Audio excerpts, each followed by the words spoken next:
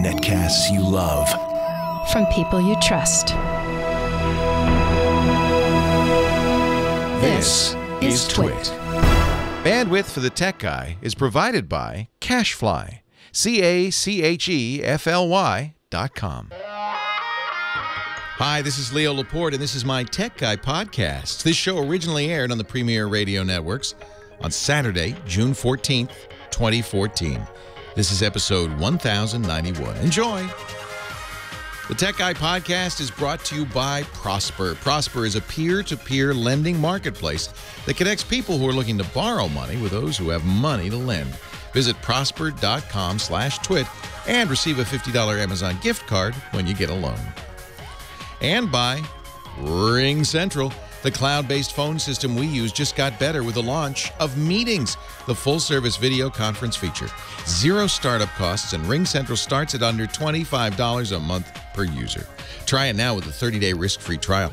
And when you buy one desk phone, you'll get a second phone free, up to 20 phones.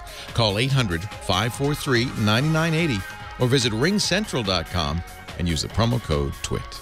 And by NatureBox, where you can order great tasting healthy snacks delivered right to your door. Forget the vending machine and get in shape with healthy, delicious treats like whole wheat lemon figgy bars. Oh man! For 50% off your first box, go to naturebox.com/twit. That's naturebox.com/twit. Well, hey, how are you today? Leo Laporte here, the Tech Guy. Time to talk about computers, the internet, smartphones, home theater, digital photography, all that jazz. 8888 Ask Leo. That's the number. 888-827-5536. Toll free from anywhere in the U.S., Canada. Outside of that, if you're in London, you can use Skype to reach us. 8888 Ask Leo. This is going to be an interesting couple of weeks for technology announcements. The end of the month, Google gets the final say. You know, and sometimes it's good to have the first say. That's what Apple had earlier.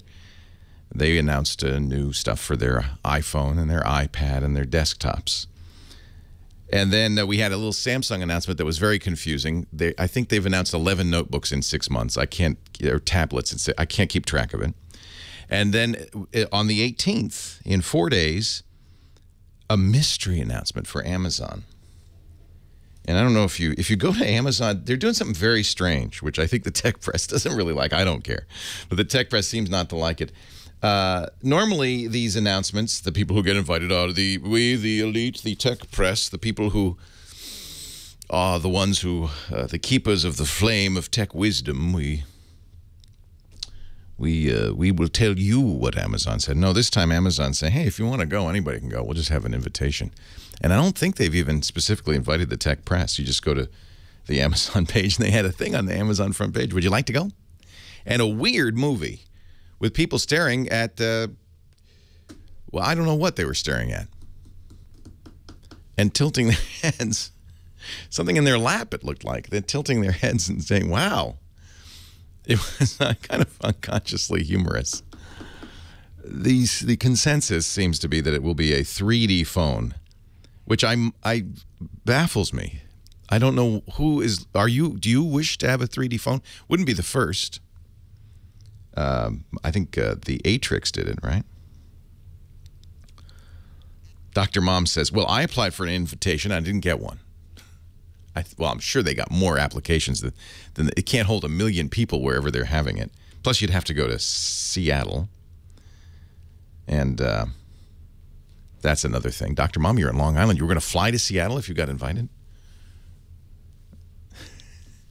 I wouldn't even fly to Seattle, and I'm on the West Coast. 3D phone. I can't think of what Amazon is thinking, but I'm sure we'll look at it and see it. It sounds gimmicky to me, to be honest. On the other hand, they have things they could do. You know, this week they announced a Amazon Prime music streaming service. If you subscribe to Amazon Prime, the $100 service where you get free second-day shipping, and anybody who uses Amazon a lot probably uses that. I know I do. I fell for it right away.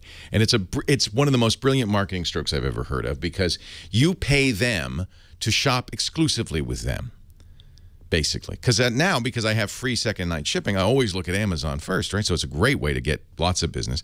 And I have to think that they've figured out the costs so that it roughly works out. I mean, admittedly, they're paying more for shipping, but they ship an awful lot. I imagine they've got some deal going with UPS. And then now you get some other stuff. We got free movies last year, remember? And now we're going to get free music. But there's only 1 million songs. There's only and somebody, some wag on Twitter said they should call it "Every Day I'm Buffering," because it doesn't exactly keep up with the. And maybe they'll be doing something with this phone, this 3D phone. Maybe you're not going to get free phone service with Amazon Prime. Maybe the phone will cost less. I don't know. We'll see. We'll see. We'll find out on the 18th. And then I think the next one, then that's it till Google and their developers conference, at which they're expected to announce all sorts of stuff. Fascinating stuff. It's a good month. June is a good month for tech news. 8888 Ask Leo is the number. We will talk about that and all the tech news and answer your questions too. Really, that's really what I'm here for. I like to mention a few of the things going on, but you know, it's all about you and your computer and why it's not working. 8888 Ask Leo. 888-827-5536. That's toll free from anywhere in the U.S. and Canada. Outside the U.S. or Canada, you can. I see we have a caller from London, for instance. I'm sure she used, if she's clever, or he actually is. Adi, we've talked to him before, I think. They use Skype to call. You can do that. It won't cost you anything anywhere in the world. But you do have to call that toll-free number in the U.S., 888-827-5536, toll-free.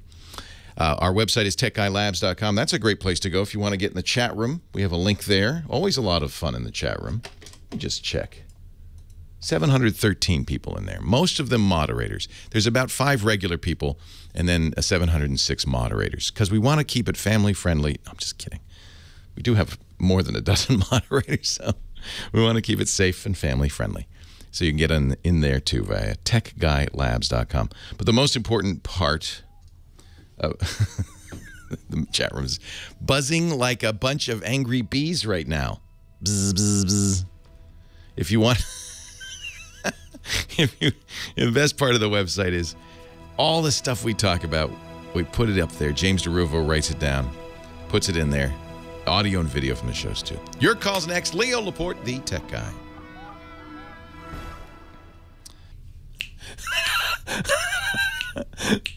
I'm going the distance, baby.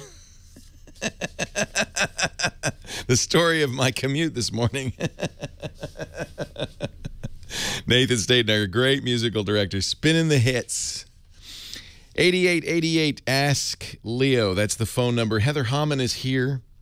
She's the phone ranger, taking your calls at 888-827-5536. HH, what do you got for me? You got a great first call. You know, as goes the first call, so goes the show.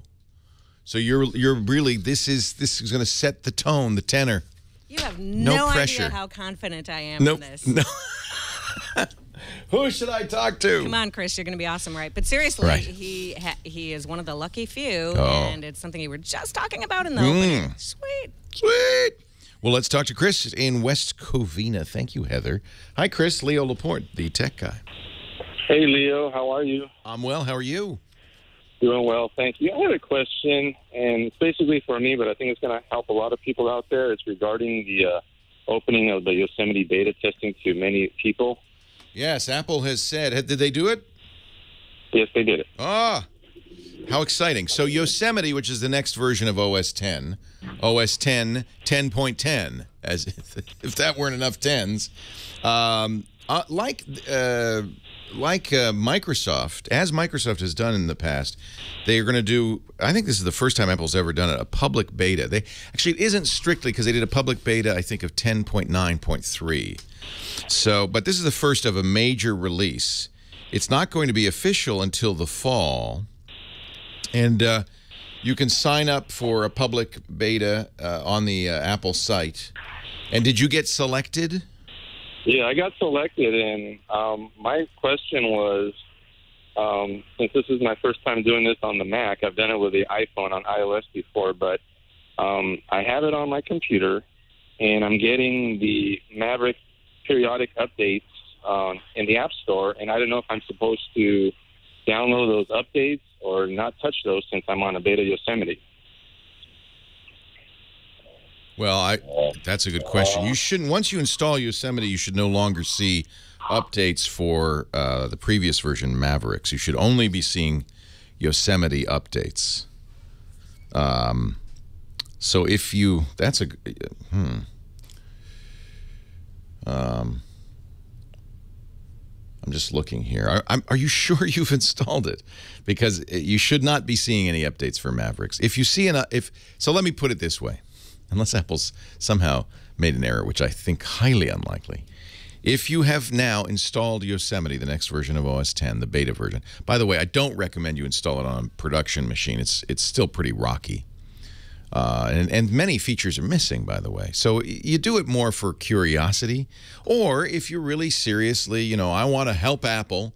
I'm a big Mac user, and I think I would like to bang on it to make sure it has as few bugs as possible when it's released this fall. If you're patriotic in that way, what I would do, this is what I did, is I put it on a separate partition so that you don't make it your everyday operating system. You can choose to boot to it once in a while. So you can create a partition and install it there. Or I installed it on an external hard drive. Now, there's some mess. It kind of messes up the Mavericks installation, so you have to rerun the installer there, but everything's back to normal. And now you can choose. You can say, I'm going to boot. Today, I think I'll play with Yosemite, but I wouldn't do it on your only machine. Do it on a secondary machine, or do it as a dual boot, so you can boot separately. And then, if you are running and you're sure you're running Yosemite and you get update offers, you should take them. I don't think you will get updates for Mavericks. You will only get updates for Yosemite. So. I see somebody in the chat room, Enya W, says, I'm running Yosemite and getting update notifications for Mavericks. That's not good. If you're sure it's for Mavericks, do not install it. Does sound like maybe they're having a problem. You do absolutely, I wouldn't, unless they say, hey, check the documentation. This is why a public beta is kind of a bad idea. I see this happen with the Windows all the time. I think it was the last two versions of Windows, they had public betas. And it was a massive confusion. For instance, if you installed, now this is not going to be the case with Apple, but with Microsoft, if you had installed the public beta of Windows 8, you would have to and then you got the full version, you'd have to reinstall. And you'd have to reinstall all your apps. They wouldn't come with you. Scooter X makes a good point. There haven't been any updates for Mavericks lately. Let me just check now and see. I don't want to belabor this. There haven't been any updates for Mavericks lately. So if you're seeing updates, see, I don't see any OS updates. There hasn't been an OS update since 10.9.3. That's before Yosemite was announced even. That was the week before, the Friday before WWDC.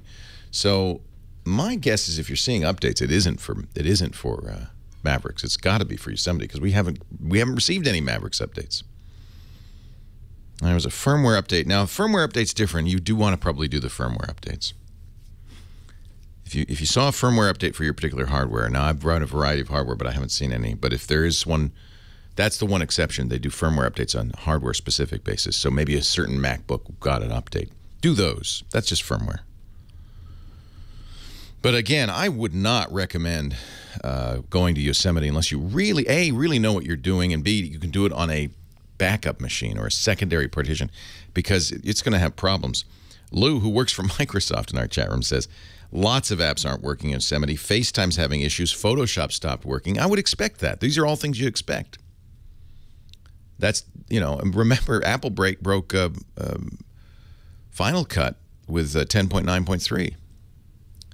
So updates in general can be risky, and you don't want to run a beta operating system unless you really know what you're doing. On the other hand, I commend Apple for doing this. I think a public beta is a great idea because what it means is instead of just testing it with a small collection of experienced users, and by small I mean thousands, you're testing it with a giant base of users. You're putting your kind of money where your mouth is and saying, hey, let everybody try this. That you'd need to do it. I think it's more important for Windows because Windows, remember, runs on a huge variety of hardware. Not just Microsoft hardware, but hardware from a lot of other companies. So the Windows environment is very unpredictable. Apple's a little different. Apple runs on Apples. Apple makes all the hardware that Macintosh software runs on. So Apple knows exactly, you know, Apple can have one of every machine. But there are oddball configurations and stuff. Web 2206, they should have named it OS 10 Yosemite Sam. I say that would have been a good operation. Yes, sir. Good luck with the beta. Let us know after a couple of weeks. I don't know what restrictions they put on you about talking about it. For developers, they can't talk about it. 8888 Ask Leo. Scott Wilkinson coming up. Home Theater Guru right after this.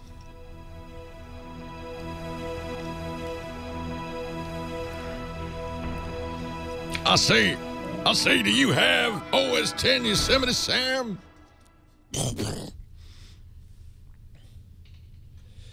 Scotty Wilkinson.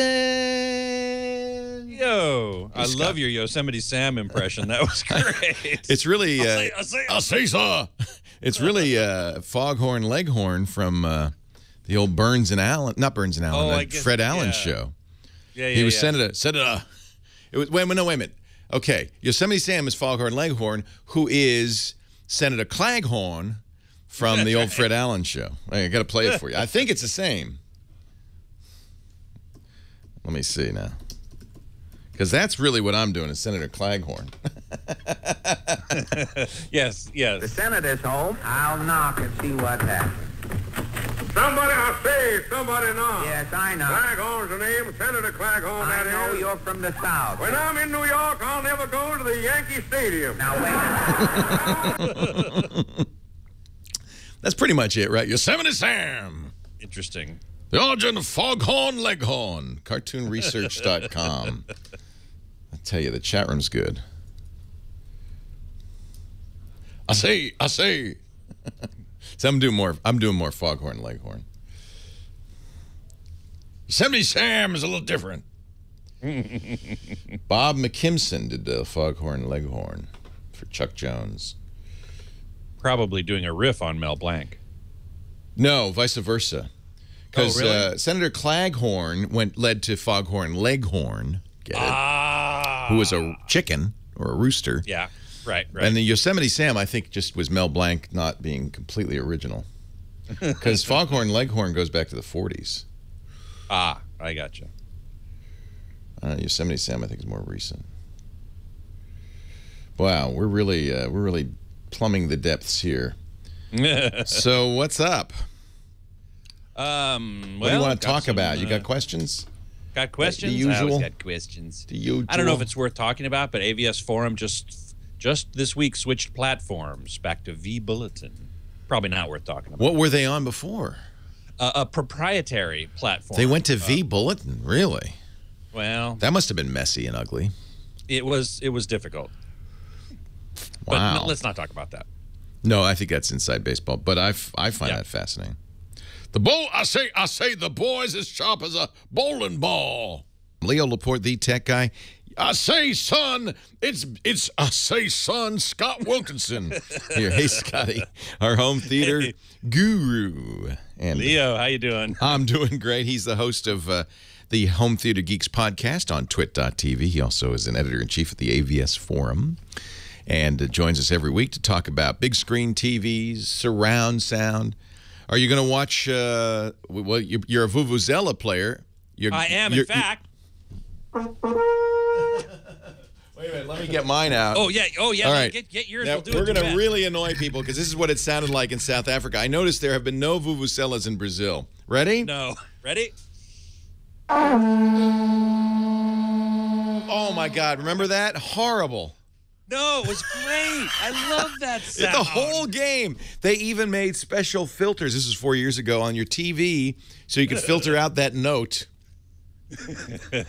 Holy And cow. this year, I hear in Brazil this year for the World Cup, they've banned vuvuzelas from the stadium. It's good thinking. Although I have to say, when Brazil came back against in the first match against Croatia, they were losing 1-0 when they came back and pulled ahead of 2-1. The sound in that stadium was phenomenal. And I was listening on radio. It was amazing. So Yeah. it must be something to be in one of those stadiums, especially if you're in Brazil and Brazil scores a goal. So yeah, right. It's just another excuse to watch TV. It is. And, you know, the good news is that Sony has been contributing a lot toward shooting the World Cup, all the games, in 4K. I heard they're going to be, but where can I see it in 4K? You can't. That's the problem. Thanks, Sony. They're only going to broadcast 3 games live in 4K, including the final, the very last game. Yeah. But you can't see it other than in Britain and a couple of other places. The main reason they're doing it, apparently, is to make a movie. You know, basically a documentary about the World Cup, and it's going to be in 4K. But well, that's cool. It's okay, but I'm disappointed that they're not doing more live streaming. I mean, you've got 4K streaming, or at least 4K pre-recorded streaming from Netflix with House of Cards, and YouTube's got a bunch of 4K stuff on it now. So it shouldn't be that hard to do it over the internet, but they're not really. They're mostly focused on recording it for editing into a movie. What do you think? Every 4 years, 4 years from now, will we be watching the World Cup or the Olympics in 4K? Very likely. I would say very likely. This train has left the station, as they say, and 4K is definitely coming down the pike. In fact, Japan is talking about 8K now. Oh, and I would stop it. Slow down. Stop it. I can't keep up. 8K. I wouldn't be at all surprised. I'm sure that Japan, the NHK, the Japanese public broadcasting system, is undoubtedly in Brazil shooting the World Cup in 8K. You know, they created HD. The first HD I saw was from NHK. Same thing with 4K. Yep. Why is it they're so far ahead of us? Why it is, I don't know. A cultural thing, maybe. They also have really tiny apartments generally, so people are maybe sitting closer to their TVs, so they need to have more resolution. It's because they have tiny apartments, ladies and gentlemen. You heard it here first. We now know why. It's only speculation. Could be. You know, I mean, people sit closer to their TVs, therefore they need higher resolution. Could be. That's right. They'll see the dots, won't they? They'll see the dots. Exactly. I think there is a little bit of pride involved. Like, you know, once you've invented HD, now you got to do what's next, and that's why they're going 8K. Right. Nobody can currently see 8K. Not except if you go to a trade show or something like that. So have you seen 8K? I have, yeah. What does it look like? Is it better? I think there's a point beyond which it doesn't matter, isn't there? That's right. There is a point. And even many people argue that 4K is that point. That I would disagree with. I am a big believer in 4K. In fact, you remember I was the one who said, forget 3D, skip the they should have listened to me. Skip the 3D, go straight to 4K because it's more realistic. And that's really what it's all. We want more realistic. That's what we're looking for. That's exactly right. Yeah. In fact, 4 years ago at the World Cup, they were all over 3D, and now it's not even there. Isn't that funny? So you were exactly right on that score. And 4K is going to make a big difference. Probably one reason is you don't have to wear glasses, for one thing. Yeah. You know, and it does have a greater sense of depth, really, of realism. But if you have a 50-inch TV, which is a common size TV, and you're sitting 10 feet away, which is the typical seating distance in most homes, you're really not going to see that much difference in sharpness or detail between HD and Ultra HD, otherwise known as 4K. Yeah. So the greater value is coming down the pipe. Moki in our chat room is reminding me of when our moms told all of us, don't sit so close to the TV, you'll ruin your eyes. Yes, exactly. You'll go blind. But with it's okay 4K, to sit close to the TV, is it? Yeah, it is. You give me permission? Yeah, I give you permission. I don't like to sit too close, but it's true. You want the TV to reach kind of out to your peripheral vision so you feel like you're immersed, right? Exactly. The field of view that most people recommend for HD is about 30 degrees. For UHD, it's about 60 degrees. Really? More? Yeah, yeah. Is that because you do get a more immersive experience? Yeah. Is that because you can sit closer? Yeah, exactly. Huh. Exactly. Huh. But you have to keep in mind also that your peripheral vision, you know, what you see off to the side, not what you're looking at, is much less detailed in and of itself, just by virtue of the human visual system. Already, by the way, Martin has put up a picture of you and me playing. Turns out we were in perfect synchrony playing our vuvuzelas. Just look at that. That's amazing. Well, great wind instruments work alike or something. Indeed we do. No question about it. So nobody's going to go out and buy a new TV certainly not a 4K TV for the World Cup, but a good TV. No. I have to say it looks good on HD, and I can really tell the difference when I'm watching an HD sporting event. It just really looks good. It's crisp. Absolutely. Yeah. And sporting events in particular, I don't know what channels it's being broadcast on. ESPN, although ESPN, I'm seeing ABC is doing the game today. So some networks. ABC and ESPN both shoot and broadcast in 720p, which is slightly less than 1080p full HD. That's an interesting decision because you're not going to send 1080p down the pipe, and nobody does that. Nobody does that. So you're either going to do 720p or 1080i. Is that right? Correct. That's correct. And the 720p is at 60 frames per second. It looks really good. Exactly. And it's very important for sports to shoot at 60 frames per second because there's a lot of fast action going on, right? There's balls flying all over the place, people running around, cameras panning quickly.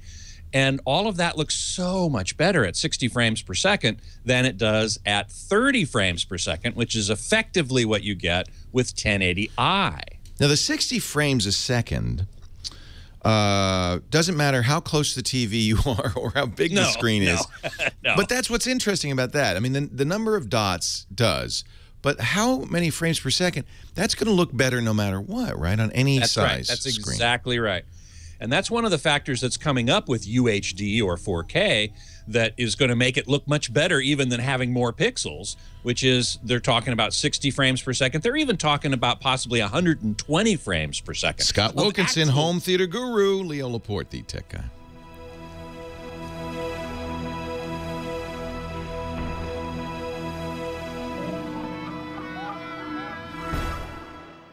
Well, I was going to answer this question from, I forget who it was asking about the Vizio M801i and asking if that was a good set. And yes, it is a good set, but I would wait. That was a 2013 model because the model number ended in -A3 or some number. The 2014 models end in -B something. And whereas the 2013 Vizio M801 was an edge-lit set, that is, it has LEDs only around the edge, the 2014 M series of any size is full-array backlit with local dimming. And they've improved things significantly this year over last year. So I would definitely get a 2014 model, which has the B in the model number, rather than the 2013 model, which has the A in the model number. Rudolph Diesel says, Japan should have stopped at Muse. Yes, well, Muse was the first high-def format, which was analog, believe it or not. I'm amazed that even got anywhere, but it did. Digital won out, of course. And, you know, the demos of 8K that I've seen at NAB, National Association of Broadcasters, and so on, they bring it out every year and they show it, and it looks mighty fine. And they've got even small cameras now. They're making big progress. I don't remember the bit rate. They were transmitting it over the air like a broadcast TV signal from an antenna to an antenna. and it was pretty good. I think it was 9 megabits. Nah, that can't be right. That's too low. But it wasn't bad. It was surprisingly low bit rate. Rusty Bones is asking, what do you think about the discussion about the uselessness of 4K at less than 6-foot viewing distance? Well, I would say it's fairly useless, at least in terms of resolution, at more than 6-foot viewing distance. And it also depends on the screen size. Don't forget that. The larger the screen, the farther away you can sit, the farther away the optimum seating distance is. For Ultra HD, the optimum seating distance is 3 times the now I can't remember. I'll have to look it up. I think it's 1.5 times the screen height. That's what it is. Right. So at normal HD, it's 3 times the screen height. So with 4K, it's 1.5 times the screen height. With 8K, it's 0.75 times the screen height. I mean, your nose is literally up on the screen. And you know, that's not practical. So anyway, that's 4K is, you know, it's coming. It's going to happen. This week's podcast, I was talking with a couple of SMPTE guys. SMPTE is Society of Motion Picture and Television Engineers, about the standardization of other aspects of 4K other than the pixel resolution. Pixel resolution is fixed. We know what it is. But here we go. Ah, you hear that? I do hear that. All right. Leo Laporte, the tech guy, 8888. Ask Leo. That's the phone number. Adi is on the line from London. Hey, Adi, how you doing? Hello, Leo. Thank you for taking my call, and thanks for meeting me back at the Twit Brick House back in April. It was fun. I was so glad to meet you finally. Yeah. So why don't I go ahead and tell you about my suggestion I wanted to make, or should I say a recommendation? Yes, love to hear it. Okay, so the one kind of complaint I hear from a lot of podcasters out there is that they have a lot of trouble getting their podcast onto all the various podcast directories, such as iTunes, Stitcher, TuneIn Radio, and whatnot. But I found a tool. If you're using a self-hosted version of WordPress, that means, you know, you buy your web hosting and then you install WordPress on it. I've found a plugin called PowerPress. Yes, I'm familiar with it. It's a great plugin. Yeah. Let me quickly explain it. Can you not use it on WordPress.com? It won't work with WordPress.com? The answer is, as far as I know, no, you can't. Yeah. But either way, I really love it because it gives you really granular control over your podcast cover art. It allows you to do such things as put in the tags you want people to find you in iTunes. It gives you literally full control over your podcast feed. And it is, if you are a podcaster and you're running a self-hosted WordPress, this is something you need to check out. It's PowerPress, and it is free. Thank you, Adi. Yeah, it's by a company I know pretty well, Blueberry. They are one of the podcast ad agencies, and they do metrics as well. And, yeah, but the problem with it, of course, is you have to be running your own hosted version of WordPress. Another good place to look, of course, is Libsyn. It's not so hard to get on those directories. Used to be a lot harder. If you were a podcaster in the early days, there were many, many places people could find podcasts. My personal opinion, I've been saying it for a long time, problem with podcasting is the whole idea that somebody has to find you, subscribe to you, download you, sync it up to their device, and that seems like such an onerous burden. It's going to be very difficult to succeed as a pure podcast. Those are the audio programs that people subscribe to in iTunes, chiefly iTunes still. In the long run, I think, and I don't know how you do this if you're a small guy, but the best way to do this, I think, is to get on, if you obviously get on the apps like Stitcher that appear on smartphones, but ultimately to have your own app is probably the best way to go. That's certainly what we're looking at going forward. Hey, it's good to talk to you again in London, Adi. Frank, Los Angeles, Leo Laporte, the tech guy. So you're stuck on AOL, hey? Yes. It is time to move. I agree.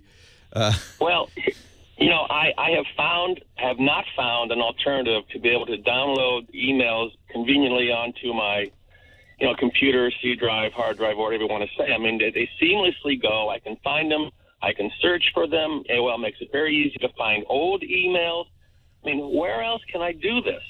Everywhere. But most places are, featuring the web interface. So Google Mail, Outlook Mail, Yahoo Mail, all emphasize that you could do it in a browser. But every one of them will allow you to download the mail and have it on your computer. The modern world has moved on from AOL. I think you're probably starting to realize that. And one of the ways they've moved on is with mail protocols. We like to use something called IMAP. There are other possible as POP3. Now, your internet service provider probably offers you some form of email. Is AOL's not your... I know these are on Outlook, right? I mean, they're on Outlook. My associate wants me to go to Outlook, but... You don't need to use Outlook at all. No? No. No. Okay. I don't like Outlook. No. Yeah, don't. Stop. Don't use it. You don't even have to use it if you're using something else. Outlook is just what we call a POP mail client or an IMAP client, but there are many of them for Windows, Mac. There's tons of them. One of the reasons people have gone to web-based email is because you can see your email anywhere using a browser, which every computer has. So there's a certain advantage to that. Google, in fact, was the first back in 2006 to say, don't ever delete mail. Do exactly what you want to do, which is keep all your mail and then search it. And most of us now use email as a database of addresses, appointments. What was that guy's name? I can always search my email, and I go back 6 years, 7 years. I know I've got everything there. So I think that is a good way to do it. I don't do it on my computer, partly because I move around. Now, if you only have one computer and you never use any other computer, and then maybe downloading it to computer makes sense. But in most cases, there's no penalty to keeping it on the mail server, if you're using Google Mail especially, and then searching it on the mail server. So you have many choices. I'm assuming Google Mail is Gmail, right? Yeah. Now, okay, so Gmail, in order to download Gmail into the computer, there's no save as. There's no save. It's not how it works. You got to get out of the AOL mindset because it's really antiquated. So, no, I understand the difficulty you're facing. It doesn't work the same way, but you know what? Nothing does. This is old school AOL. So the way you're going to use Gmail, if you want to use Gmail, now I'll tell you the negative on Gmail. The Gmail's free. It stores, I think, for free 7 gigabytes of mail. That's plenty for 10 years of email in most cases. It has excellent anti-spam filtering. Those are the positives. The negatives of Google Mail are, what you'd expect. Google scans the mail, and when it's doing spam, it's scanning it. Every anti-spam program scans as well. But what it does is it looks for keywords, and it'll show you ads that match keywords in your email. Some people find that intrusive and are concerned about the privacy implications. That's the trade-off for free mail. It's absolutely free. It is, without a doubt, the best mail service out there. So if you're unwilling to have ads, and by the way, there are not very many ads, but if have ads served to you based on what the contents of your mail are, that may be a reason not to use Google. So I can't save my email on my computer. You can. Google, that's called POP, okay? So if you want to save your mail, most people don't do that anymore, but if you want to save your mail, you don't save it. I mean, you could, but the best way to do it is to use an email client. You can use Outlook, but there are many email clients for Windows. And you turn on POP in your Google Mail settings, P-O-P, Post Office Protocol. And then Google will give you the settings for that to put in your mail client, and it works just like any other kind of mail. When you open your email client, you get the mail. It's all downloaded to your computer. Google keeps a copy if you wish. You don't have to. You can have it erase it, but I would suggest having it kept up there. And now you have a local copy and you have a copy on the Google servers. So it takes all the mail. I can't just choose which ones I want to save? You can do that too. You could do that from the web interface, but that's a little onesie-twosie. If that's how you want to do it, sure. It'll do it exactly the same. I would recommend a free program called Thunderbird. You can look at the email, you can save it out. You're stuck in this way that AOL mail worked. I am. Yeah, and I understand that, but we've really moved on from that. What do you do with the saved mail, for instance? Well, I do a lot of business, so I have a lot of business that comes to the email, and I want to save it as as business files. Yeah, it's saved on Google. You can save all your mail if you wish and have it in folders and so forth. That's done automatically. If you want to save individually, there is a Save As in Thunderbird and other programs when you're looking at a mail. Even in Google Mail, you can save an individual message out. So after 7 gigs, you got to buy? Is that what happens? You'll never run out. I promise you. All right. Well, I've been using it since it was introduced, and I have not used 7 gigs. That's a lot of mail, my friend. That's a lot. Okay. And it's got great searching and the best anti-spam. It's really the way to go. Leo Laporte, the tech guy.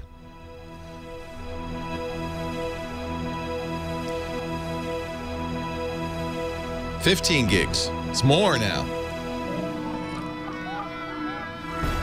So what happens is they increase it all the time. So the last time I looked, it was 7, and it shows you it actually shows you, if you look at your Gmail, the amount of storage increasing in real time. Let me look down at the bottom here. Yeah, you know why I don't see it anymore? Because I paid for additional mail as storage. I have 1.3 gigabytes. But believe me, you have plenty of free mail storage. They never run out. Somebody said he wants to save his email to the floppy. I think you're right. He wants to put it on a floppy. All right, Scotty, yours again, if you wish. Hi, thank you so much. Always happy to hang out in the chat room. Scott will be, by the way, in studio in 2 weeks. 2 weeks. Yeah. Looking forward to it. Yeah. The July 4th weekend. Actually, 3 weeks. That's 3 weeks from now. 3 weeks, yes. Yeah. Yeah, it's going to be great. As always, of course, I miss you when I get to do that. It's great fun for me, but it's because you're gone. That's okay. So. You get all 6 hours are yours. Nobody cutting you off. I like it. I like it. I'm going to set up my. You guys have a hot clock there too, so yeah, we'll give you a hot.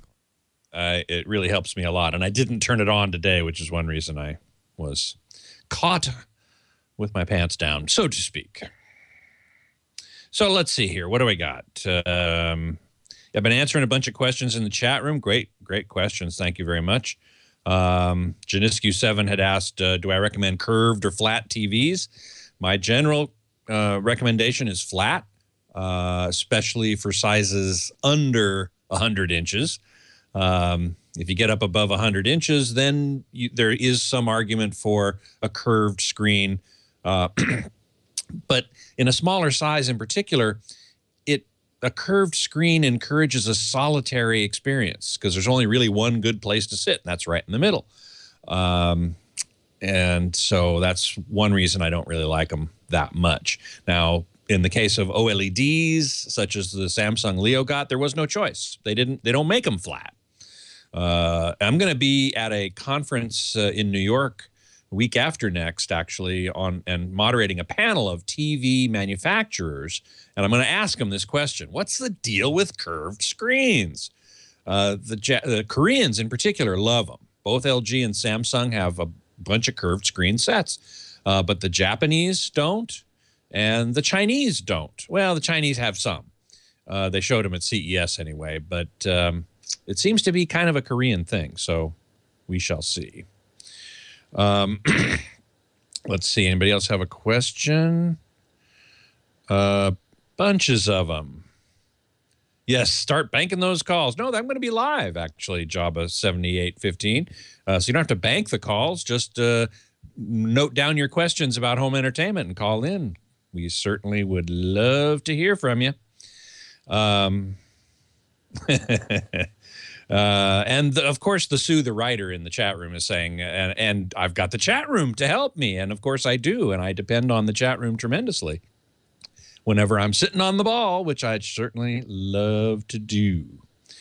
Oh, this is an interesting question. I'm not sure I know the answer. Web 6539. When I watch a recorded program from my DVR, the volume seems lower than if I watched it live. Is this compression? No. the DVR is recording whatever it's getting from the signal. The signal is already very compressed, so it generally doesn't need to compress it more. And even if it did, data compression, lossy compression like that would not affect the volume. So I don't know why it is that when you're watching it recorded, it's lower. I would try an experiment if I were you. I would record a show while watching it live. Watch the show live and then immediately play the recording back. And if there's a significant difference, I'd even go so far as to measure the sound levels. But that's just me. I'm a geek. Recording, basically see if it really is true or if it's just kind of an impression you get. If it really is true, gosh, I don't know why that would be. I'd want to know what the DVR is, who your cable company is, cable or satellite. But more to the point would be that maybe it's in the hardware. I actually don't know. Yes, Java 7815. Have listeners should save their questions, save up their questions for home theater type stuff, and it should be loads of fun. Let's see. Dr. Mom here is asking, if you have to mount the TV up on the wall, that's where the previous owner put the mount, as well as where they ran the cables, how far should I angle it down for optimized viewing? Boy, that's a toughie. You basically want your line of sight to be perpendicular with the plane of the TV. So if the TV is up here, you want it to be angled so that your line of sight is perpendicular to the plane of the screen. Still not ideal, but as you say, the mount's already there, the cables are already there, you may have no other choice. Even better would be a mount that, and there are several of them, that bring the TV out from the wall and then lower it down to the proper viewing height, which would be great, but they're expensive. They're like $2,000 or $3,000. So I wouldn't, that's for if you got a bunch of money to burn on that. The Sue, the writer, it might be that the cables are thinner. I think the Sue, are you talking about the volume question from the DVR recording? I'm not sure what you're referring to there. Web 6539, it's Sky HD in the UK. Are they broadcasting the World Cup in 4K? Only those 3 games? If they are, then that would be an interesting thing if you have a 4K set. That's another question. And the 4K set had better have a specific decoder in it called HEVC, or H.265, which is undoubtedly the codec that is going to be used to stream that content, the lossy compression scheme, in other words. And so if the TV doesn't have that codec, that decoder in it, and the original first 4K sets did not, then you're not going to be able to see it anyway, even if you have a 4K TV. You need one with that decoder in it. And you might ask, well, what about the satellite receiver box? Won't that have the decoder in it? No. TVs are the first devices to get that decoder, and they're going to use it with the streaming apps that they have in their smart TV function. The set-top boxes, none of them have HEVC or H.265, synonymous, alphabet soup kind of thing there. None of them have that decoder. So it's got to be in the TV. It's got to be coming in OTT, over the top, from the internet in order to see true 4K. Steam Clock says, indeed, for one thing, it ruins the look of the fireplace. You know, you're talking about putting a TV over the fireplace. Some people like that look, and they want to put the TV there. And I keep saying, no, don't do it. You'll kill yourself. No, you won't kill yourself, but you'll get a stiff neck for sure. And that's the problem with mounting it up high, is watching a movie like that for 2 hours, it's going to hurt. So, you know, if you can, get one of those mounts that brings the TV down when you're going to watch it. And there we go. Thank you, Scotty. Have a great week. 8888. Ask Leo. Another data breach, this time from AT&T. Social Security numbers this time. Thank you, AT&T. AT&T says customer data, including Social Security numbers and call records, were accessed for an unknown number of AT&T Mobility customers That's people using AT&T smartphones. That's a lot of us. By people outside the company. The breach took place in April, but they had to file with California regulators last week, so they mentioned it. They didn't say how many customers were affected, but it must be more than 500 because that's what the law says. If it's more than 500, you have to tell us eventually. The company did send out a letter to the affected customers. I have not received one. Maybe you have. The letter read, employees of one of our service providers violated our strict privacy and security guidelines. Apparently they have guidelines, but no actual protection. Don't touch it. By accessing your account without authorization. See, I have a problem with that. Basically, they're trusting these people not to do it. AT&T believes the employees accessed your account as part of an effort to request codes from AT&T that are used to unlock AT&T mobile phones in the secondary mobile phone market. Well, there you go. They didn't say how many, but we recently learned 3 employees of one of our vendors accessed some AT&T customer accounts. Social Security numbers is about as bad as you can get. You got somebody's date of birth and their Social Security number, there's nothing to stop you from all sorts of identity theft. I don't know what the solution is on this. I wish it's made me angry for some time that the cell phone companies do require Social Security numbers. I guess that's because they want to check our credit records. But boy, you should not have to. Giving up your Social Security number is giving up gold. And any company that has and holds your Social Security number has a much higher fiduciary responsibility to protect you than if all they have is a credit card number. Seriously, that's because you can't change your Social Security number.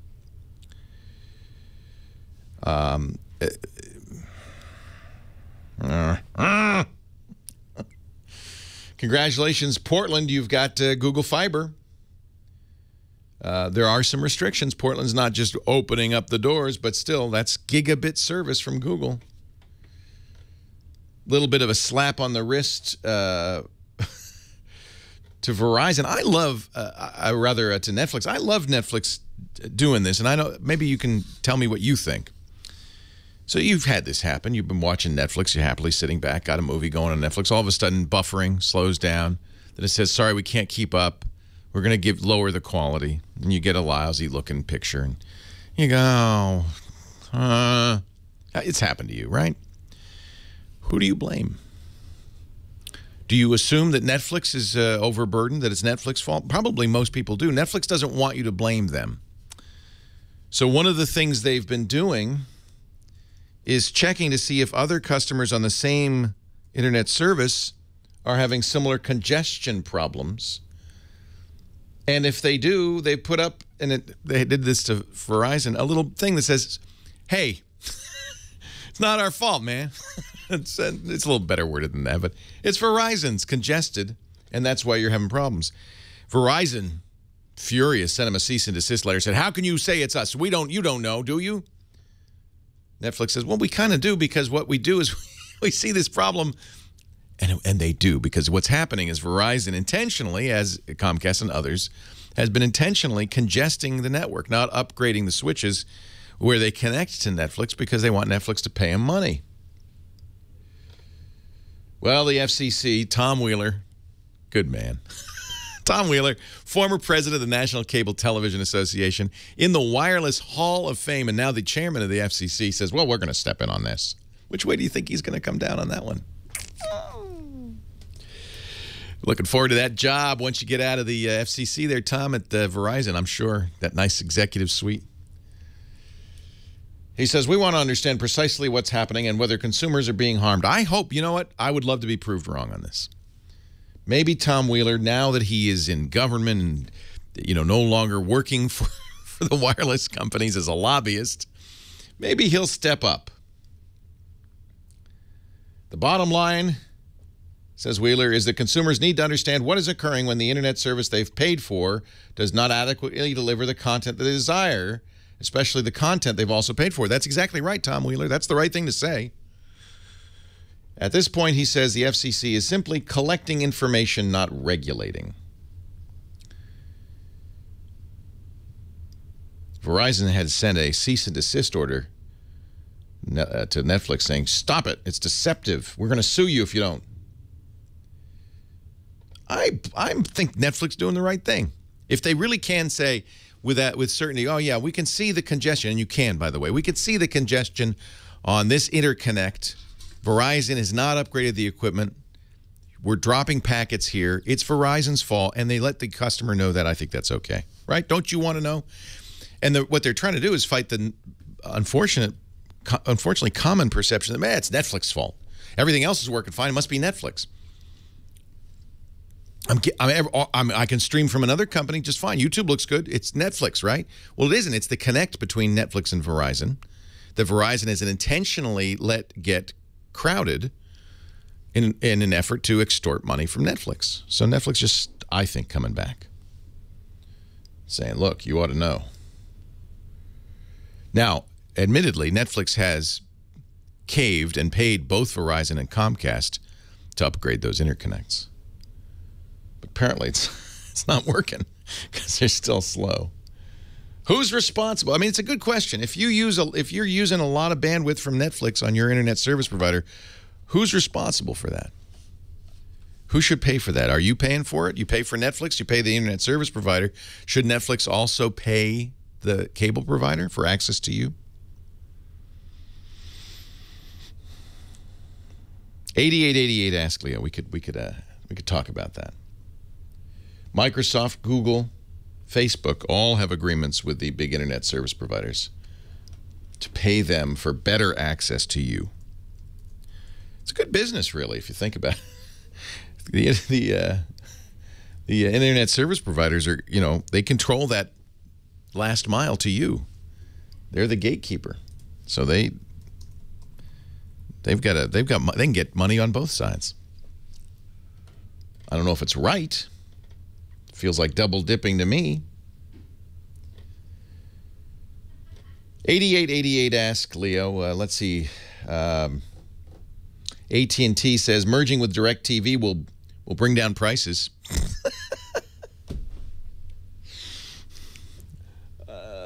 Yeah, I guess it would. Sure, less competition. That always brings prices down, doesn't it? And praise the judge who spanked LinkedIn a little bit. I have to say I like this. A federal judge has ruled that users of LinkedIn, can go forward with a class action lawsuit. The users, who include publishing and movie executives, filed a complaint in September that accused LinkedIn of, in effect, breaking into their Gmail accounts in order to send out repeated invitations to anybody that ever contacted saying, join my network. You too. It happened to you too, huh? Are you getting LinkedIn spam? I'm sure of it. Join this class action suit. Judge Lucy Coe, she said, we're going to go ahead with this one. Leo Laporte, the tech guy.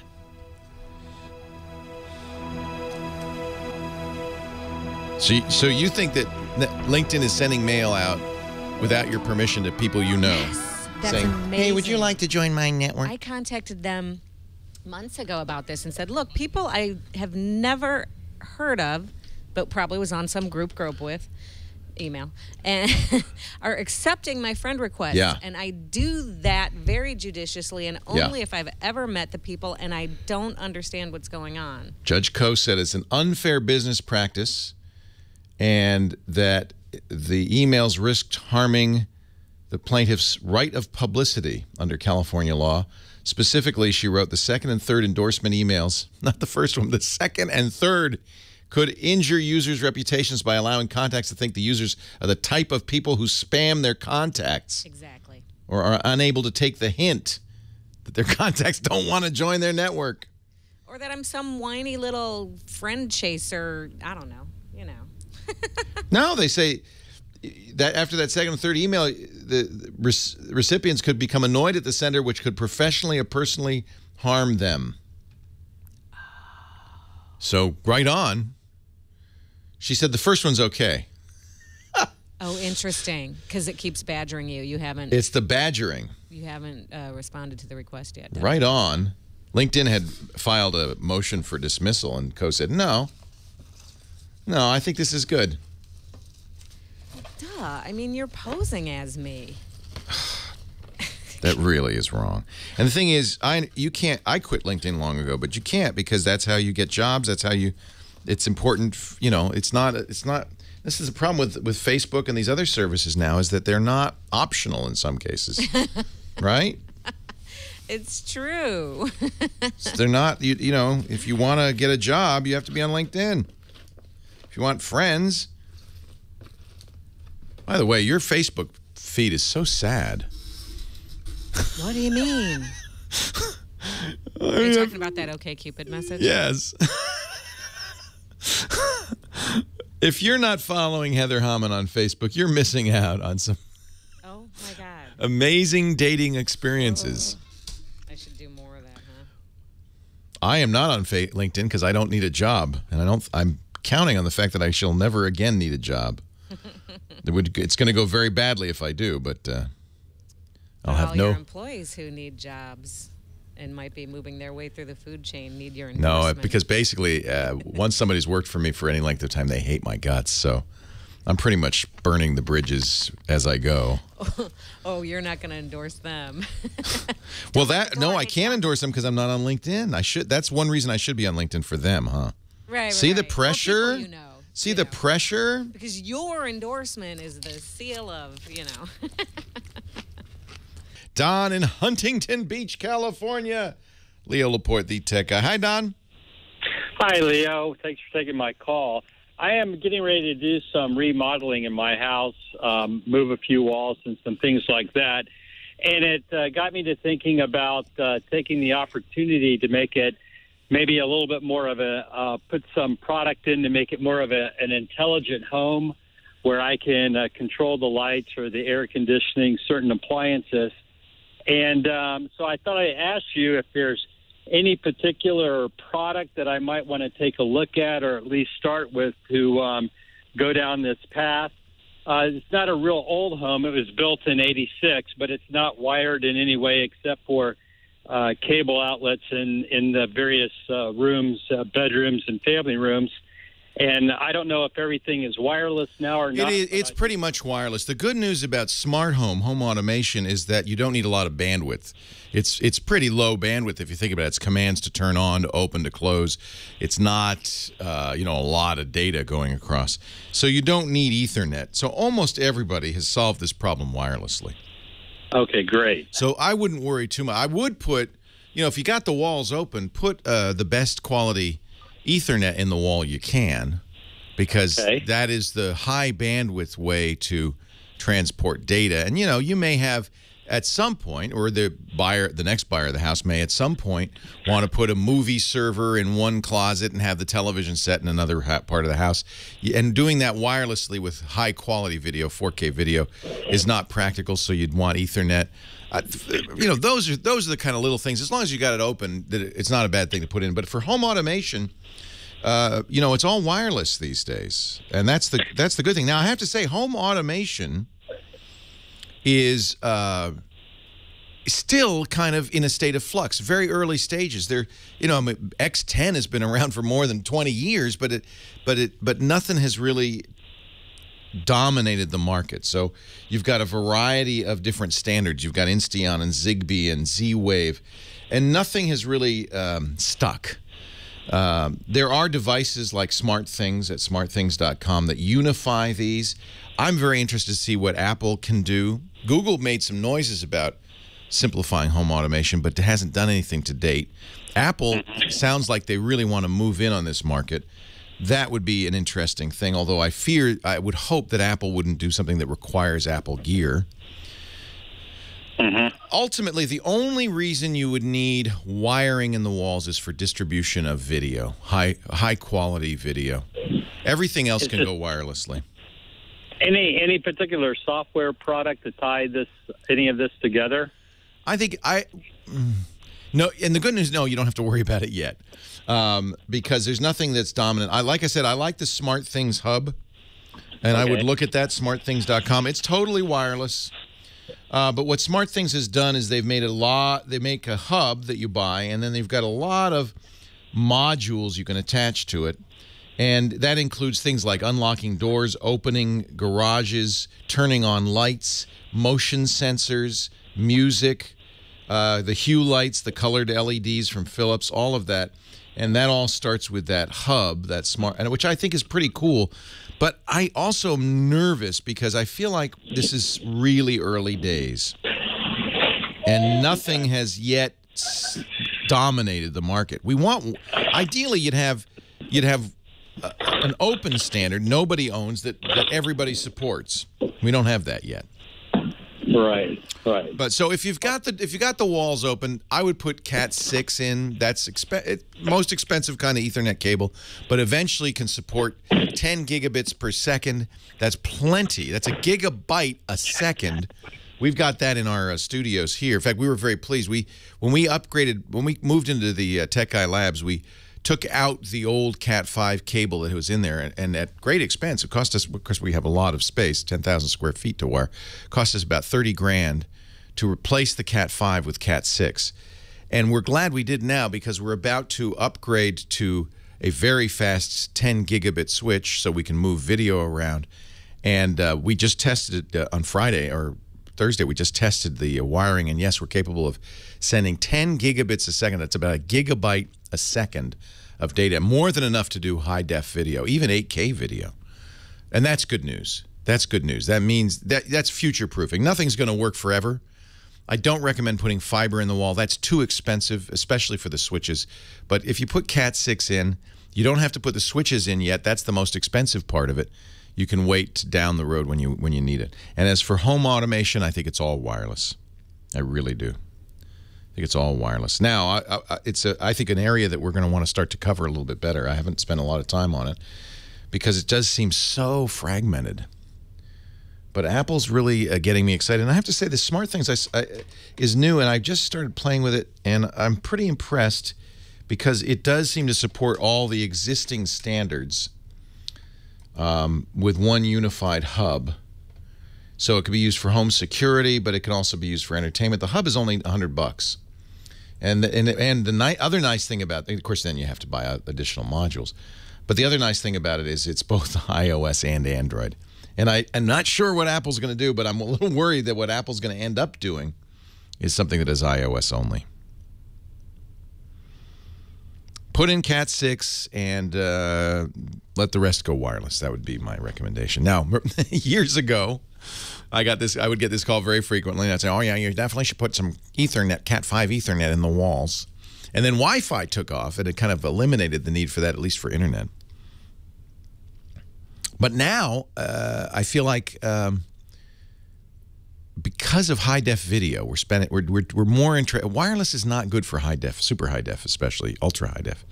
So I'm thinking more and more that we do want to put some high-speed copper in the wall. 8888 ask Leo. Times change so fast, though. You just don't know what the future will hold. Scott, he's driving down the I-40. Hi, Scott. Leo Laporte here. Hey, Leo. A couple of weeks ago, I heard you, and I think it was Scott Wilkinson, but nonetheless, you said Bose, no highs, no lows. It's Bose. I was in the process of pushing the buy button for a Bose soundbar for my new HD TV. You know what? I want to be clear about this. I think Bose makes great stuff. They're fine.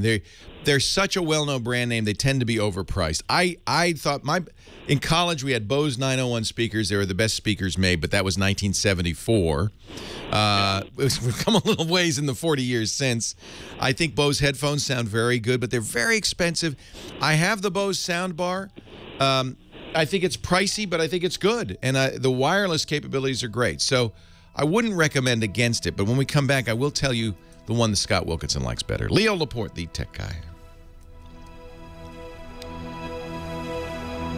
No highs, no lows, gotta be Bose. That's kind of mean. I wouldn't go that far. I think Bose in many ways introduced high-quality audio to America. Hey, our show today brought to you by a really interesting company called Prosper.com.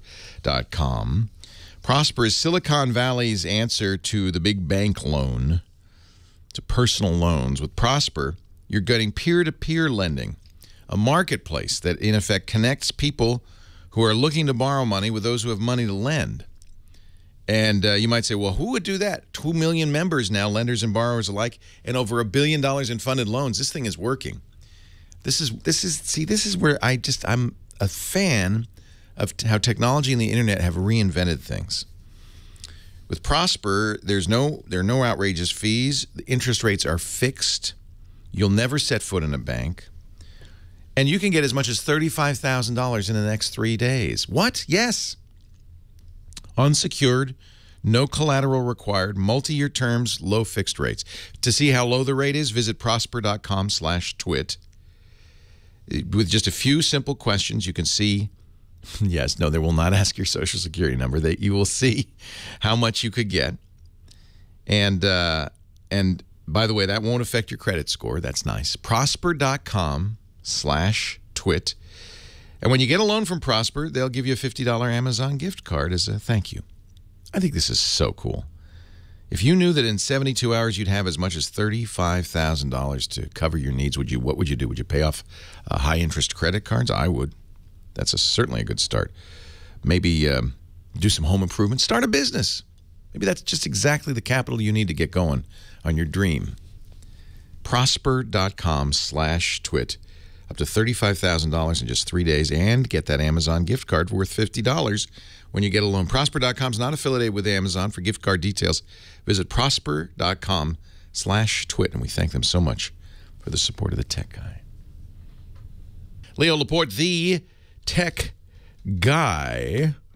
So Scott called in. He's on the highway, and he's about to pull the trigger on a Bose soundbar. Those are not bad. Lisa loves hers. We paid a little bit more than I would have liked for that. So I'll tell you what Scott recommends. I'm an old-fashioned guy. I like left speaker, right speaker, center channel, and if you really want to go crazy, subwoofer and surrounds. That's 1, 2, 3, 4, 5, 6 speakers. But if you just want one or maybe two, I think the Bose comes with a sound, with a subwoofer as well. Look at the Pioneer soundbars designed by Andrew Jones. Those are the ones that Scott loves, and they are as low as $450, which is like a fifth what the Bose costs. That's the top of the line, the PK22. These are 5.1. They include actually these are not soundbars. I take it back. He does make a soundbar.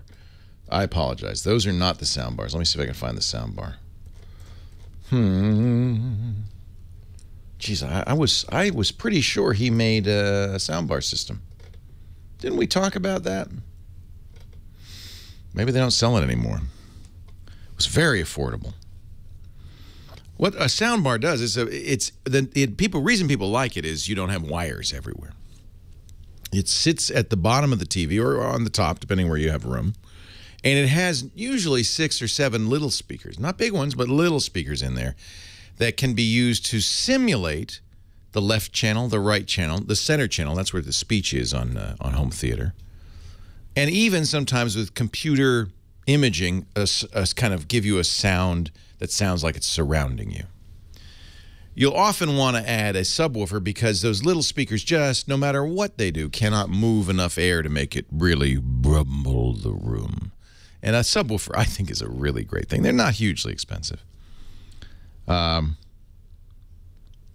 SB23, that's the one. Thank you, chat room. The Pioneer SB23W Andrew Jones soundbar system.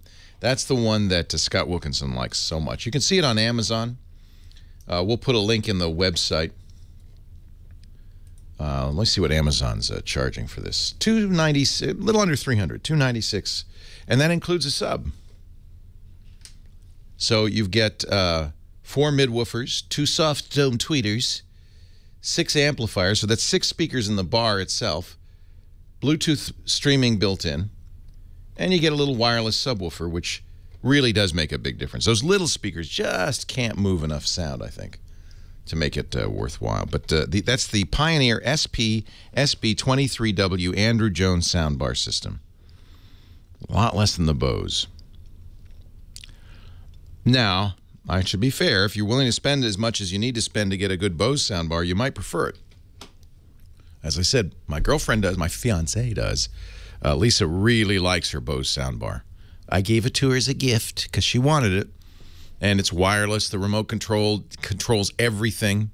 It's a nice universal remote. It comes with a little bass unit. And the sound is good. It's just pricey. You pay a little extra for or a lot extra for the brand name. 8888 Ask Leo. So those would be my recommendations, Scott. If you really like the Bose, go listen to it. If you really like the Bose sound and it's in your price range, get it. Nothing wrong with it. Brandon in Palm Springs, Leo Laporte, the tech guy. Hi, Brandon. Hi, how are you? I'm great. How are you? I'm good, good. Question. I bought a Windows 8 computer, a desktop, HP. It came with Windows 8. I upgraded to Windows 8.1. And then I just didn't really like it. So I contacted Microsoft. I bought a installation disk and a product key. But I want to go back to Windows 7, but I might want to still have the option with Windows 8 because they don't give you a product key or an installation disk. So if I erase the Windows 8 main partition and install Windows 7, can I keep the Windows 8 recovery partition? Yes, and I would keep that because that would allow you to go back and reinstall Windows 8. Oh, okay. And you know off the top of your head, how would I, because I'm now in Windows 7, I can't go into the settings in Windows 8 and go to the advanced startup features. How would I access that recovery partition? In the pre-boot? Yeah. Oh, okay. Yeah, it'll give you in the BIOS it has a restore Windows 8. That's okay. and that's a good thing because that's if like the hard drive gets clobbered. Obviously, you can't boot Windows 8 anymore, but you should be able to recover it. This is one of the nice things. And truthfully, I would give Windows 8 well, you already bought it, but I'm one of those people who I hated Windows 8. I feel like Microsoft is selling us this hybrid because they want to move towards touch. It's good for their business, but not good for us end users. So it's kind of this mishmash of desktop plus hybrid touch. And yet once I've, forced myself to use it because it is the new version, I got used to it. It just takes a while to get used to, like 6 months. Are you a fan of the live tiles, or do you mostly on the desktop? You get used to the live tiles. I leave the live tiles up because they're live and they give me information. So I think that's kind of nice. And then the nice thing about that, and it's little things like this that make it more and more appealing. You can, while the live tiles are up, that front screen, you just start typing. And you could type the name of any document, program, or website or whatever and hit return, and it'll search and find it, and you can launch it. So it's very quick to launch stuff just by typing.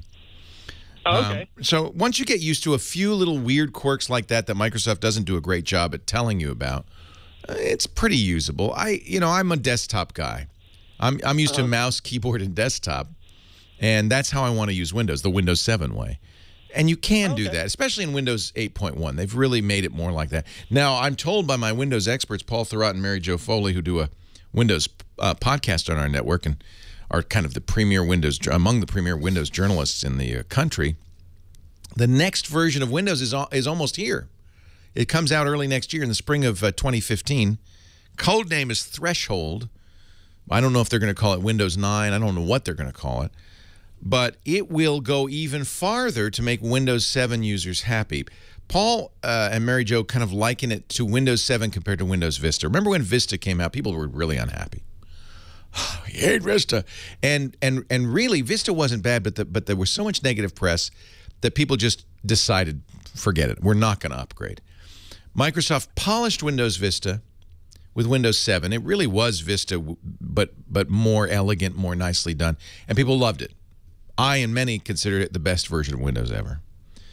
They say it's going to be much like that. When Threshold, the next version of Windows, comes out, it will essentially be Windows 8, but refined. And the desktop will be there and so forth. And I have to say, by the way, a full start menu, they're going back to it. The little window button in the lower left-hand corner, you click and you get a menu. That's coming back. People really demanded it. So I think that under the hood, Windows 8 is in significant ways much improved over Windows 7.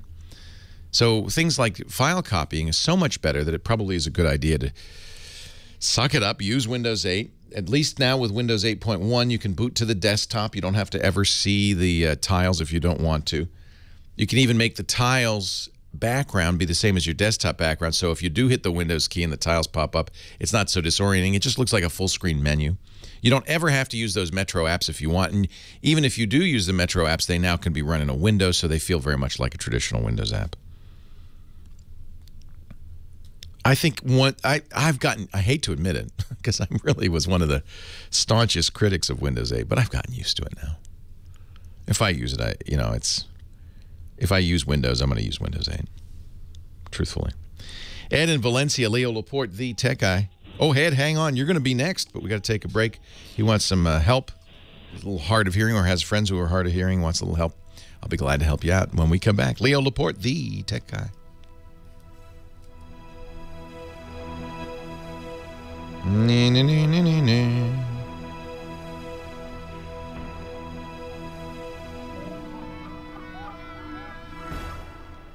Leo Laporte, the tech guy. 8888, ask Leo. Ed is on the line from Valencia, our next caller. Hi, Ed. Hi, Leo. How you doing? I'm well. Welcome. Hey, I've got an 88-year-old aunt who I managed to set up the Roku box recently, and it was hard to get her there, but I got her there. And she listens to TV basic with headphones right now. Did you get the Roku 3? Because that remote control has headphones. I did. That was the reason I got that. Yeah. My mom loves it. She's 81 because she listens really loud. So I said, Mom, you plug in your headphones, you turn them up. The Roku even has in the remote as a volume control. Listen as loud as you want. Exactly. So for the same reason why she can hear better with the headphones, I was wondering if there's some kind of maybe a microphone that maybe in family get-togethers, it's hard for her to hear anybody because there's so much noise in the background. Yeah. But if she has headphones, maybe we can speak into some mic that she can pick up the audio. It's like the old hearing trumpets. Hey, speak into the trumpet.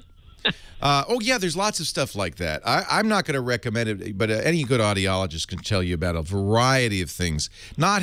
That's basically what a hearing aid is, but you can have them that are a little more directional, a little more comfortable than a hearing aid. My mom, whenever I talk to her on the phone now, we don't talk on the phone. I got her a smartphone. She plugs in headphones with a microphone built in, a headset. And that's how we talk. She likes it so much better. She can hear so well. So I highly recommend it. Would it work good for Skype with the audio on Skype? Yep, that's how I Skype my mom. You bet. Okay.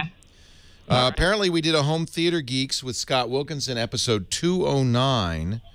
What do they talk about, John? Headphones? But they talk about headsets as well for the hard of hearing. So, okay. So there are iPhone apps. It's called you know what? This is a great episode. It's called The Importance of Hearing. Scott Wilkinson did this not so long ago. His guest was a guy named Richard Einhorn. They talked about hearing preservation, but also how, as you get older, once you've lost some of that hearing, how you can use for instance, an iPhone app. You could give her a smartphone. You talk into the smartphone, she hears what you're saying. Okay, I got her a Nexus 7 tablet. Perfect. 2012. That's got a microphone on it. I'm not sure if there's an Android app. I bet there is, though, that will do exactly the same thing. You speak into the Nexus because it's got a microphone, and Auntie can turn it up as loud as she wants. Oh, that'd be cool. Isn't that cool? Yeah. You may have to get a separate amplifier if she's really hard of hearing. The volume controls on most portable devices won't let you turn it up too high because they're afraid of damaging the hearing of young people. So they may not go high enough, but if they don't, then you can get a little amplifier that plugs into it and then have the amplifier go louder. But it's absolutely, I found it's been a boon for me talking to my mom. We talk on the headphones. She uses headphones all the time now when I talk to her on the phone or on Skype or on FaceTime, and she really likes it. Perfect. Can I ask one more quick question? Sure. Okay. I've got an HTC Evo 4G, and it's got an HDMI micro plug. Yeah. But I can't get it to display on anything that I plug it into. So you have the little micro HDMI cable? Yes. You have to have the right cable for it. And you don't see anything coming out of it, huh?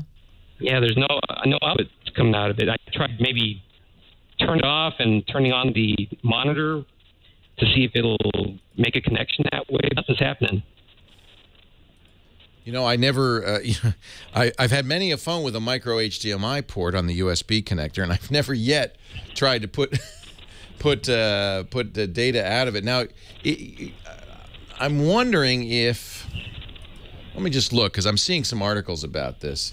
It actually has a separate HDMI connector. That's interesting. It does. Yeah, it's not coming out of the USB port. It's going to depend on what you're watching. For instance, protected content will not play out of that, probably. It says there. I'm looking at this review that says there are no settings. It works best if you've got video content on the phone, not like Netflix, but video content on the phone that you're playing, unprotected content. Okay. Yeah, so I think where you're going to have trouble is with protected content like Netflix. It may not play out because the movie companies don't want you to use that as a way to get the movie. Yeah, that's what you wanted, right? Yeah, it is. Have you tried it with YouTube? It doesn't work with YouTube either. Yeah, it's just not giving any output. I guess one thing I would try is put an MP4, a video file on there, and see if it works with that. If it doesn't, then maybe the port's damaged. It may be, though, it may well be that these high def content protection, HDCP, kicks in on what they call premium content, copy protection, basically. Copy protection is always the problem. But I would try maybe another cable. Some people are saying that it works for them, so it might be a handshake issue. Nobody has an Evo 4G, but a number of people said they've been able to watch Netflix on other devices with a mini micro HDMI out. So maybe see if you can. Maybe it could just be a bad cable. Cables go bad. We don't think of it that way, but they do. Dan in Upland, Leo Laporte, the tech guy. Hi, Dan. Hi, Leo. Thanks for taking my call. I want to do a little bit of mental gymnastics with you on LastPass, and if time permits, I have another backup or second question about digital video. Okay. But, my LastPass question, Leo, is I really like it. So I have a PC, Windows 7 PC. I have a MacBook Pro and a MacBook, all with that, and then I've got that little upgrade where I've got it on my iPad and my iPhone. So we should explain LastPass is a password wallet. It keeps all of your passwords encrypted, safe, locked up. It's what I recommend. Automatically fills them in on your computer so you don't have to remember them. You can cut and paste on a smartphone or a tablet. It's what I use, and I highly recommend it. Okay, go ahead. Yeah, so Leo, I want to find out if this is just an anomalous thing or whether there's something I'm doing wrong with settings. But what I wanted to do was to have all of my devices time out at 15 minutes so that if for whatever reason someone got access to the computer that likely they could not access my bank account. That's a good idea. You unlock LastPass by giving it the LastPass password, the one password, and it will stay unlocked depending on your settings for a period of time. And it makes sense, especially on a portable device where you might lose it, so that it would time out so that somebody doesn't, has to re-enter the password. So the mental gymnastics question, Leo, is on my wife's MacBook, I have the setting set to say 15 minutes, just like on my other computers. And then, hours later, I come back and find that it's still on. And so I don't know what I'm doing wrong. Well, one thing to check for, and LastPass warns you about this, when you log in on a computer, you can have LastPass remember both your login and your password. And it warns you, if you check the password box, it says, now this is not going to be very secure, but I would check to make sure that your wife didn't say, I don't want to keep entering this. Let me check that password box. And if she did, then no matter what the timeout is, it's always going to be ready because it'll just supply the password and log itself in. So I'd make sure that's turned off. Leo Laporte, the tech guy.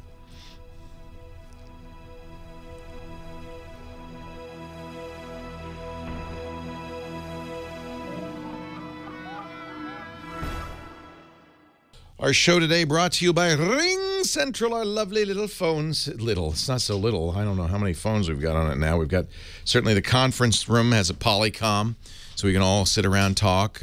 We actually will do that out for our staff meetings, too. So that's 2. And then every employee, that's another 20. We have quite a few lines set up on Ring Central. Ring Central was the phone system we decided to install in lieu of the phone company's big, hardware solution in the basement, the PBX. And we're so glad we did. Ring Central gives you all the benefits of an entirely cloud-based system. It's really useful if your business has multiple locales because one phone number can connect, virtually to every office. It also has all sorts of features that make it much simpler to manage and to add phones, to take phones off. Of course, we've got the auto receptionist. I love that. That's my voice because I recorded it. Web interface allows you to do that. That greets our callers, announces employees, department extensions. People can search for employees. That's really sweet. It also includes voicemails through email, faxes. Yes, people still send and receive faxes. Ring Central makes it so easy to do without a fax machine. I got to thank Russell, who suggested we go with Ring Central 3 years ago. We have been so happy. Oh, did I mention for the boss, it's great. No startup cost, and it's very affordable, as little as $25 per month per user. They get long-distance minutes for that cost, and they get so many features, including this new one. So I like cloud solutions because they can add features. But try adding a feature to a PBX. You actually have to install a card or something. Video conferencing. So they call this meetings. We can host face-to-face meetings in high definition, share desktop documents with anyone. They don't have to be a Ring Central customer. Anytime on any device. You see they have iOS and Android apps. Meeting is so cool. It makes Ring Central the single best business solution on the market today. It's your phone system on steroids. I want you to try it. Under $25 a month per user, you can start right now. A 30-day risk-free trial awaits you when you use our offer code TWIT. Plus a special offer for you. When you buy one desk phone, you'll get a second phone free, up to a total of 20 phones. How about that? RingCentral.com. Call 800-543-9980. That's our special TWIT number, 800-543-9980, or visit RingCentral.com and use the promo code TWIT. Ring Central. We love it. I know you will, too.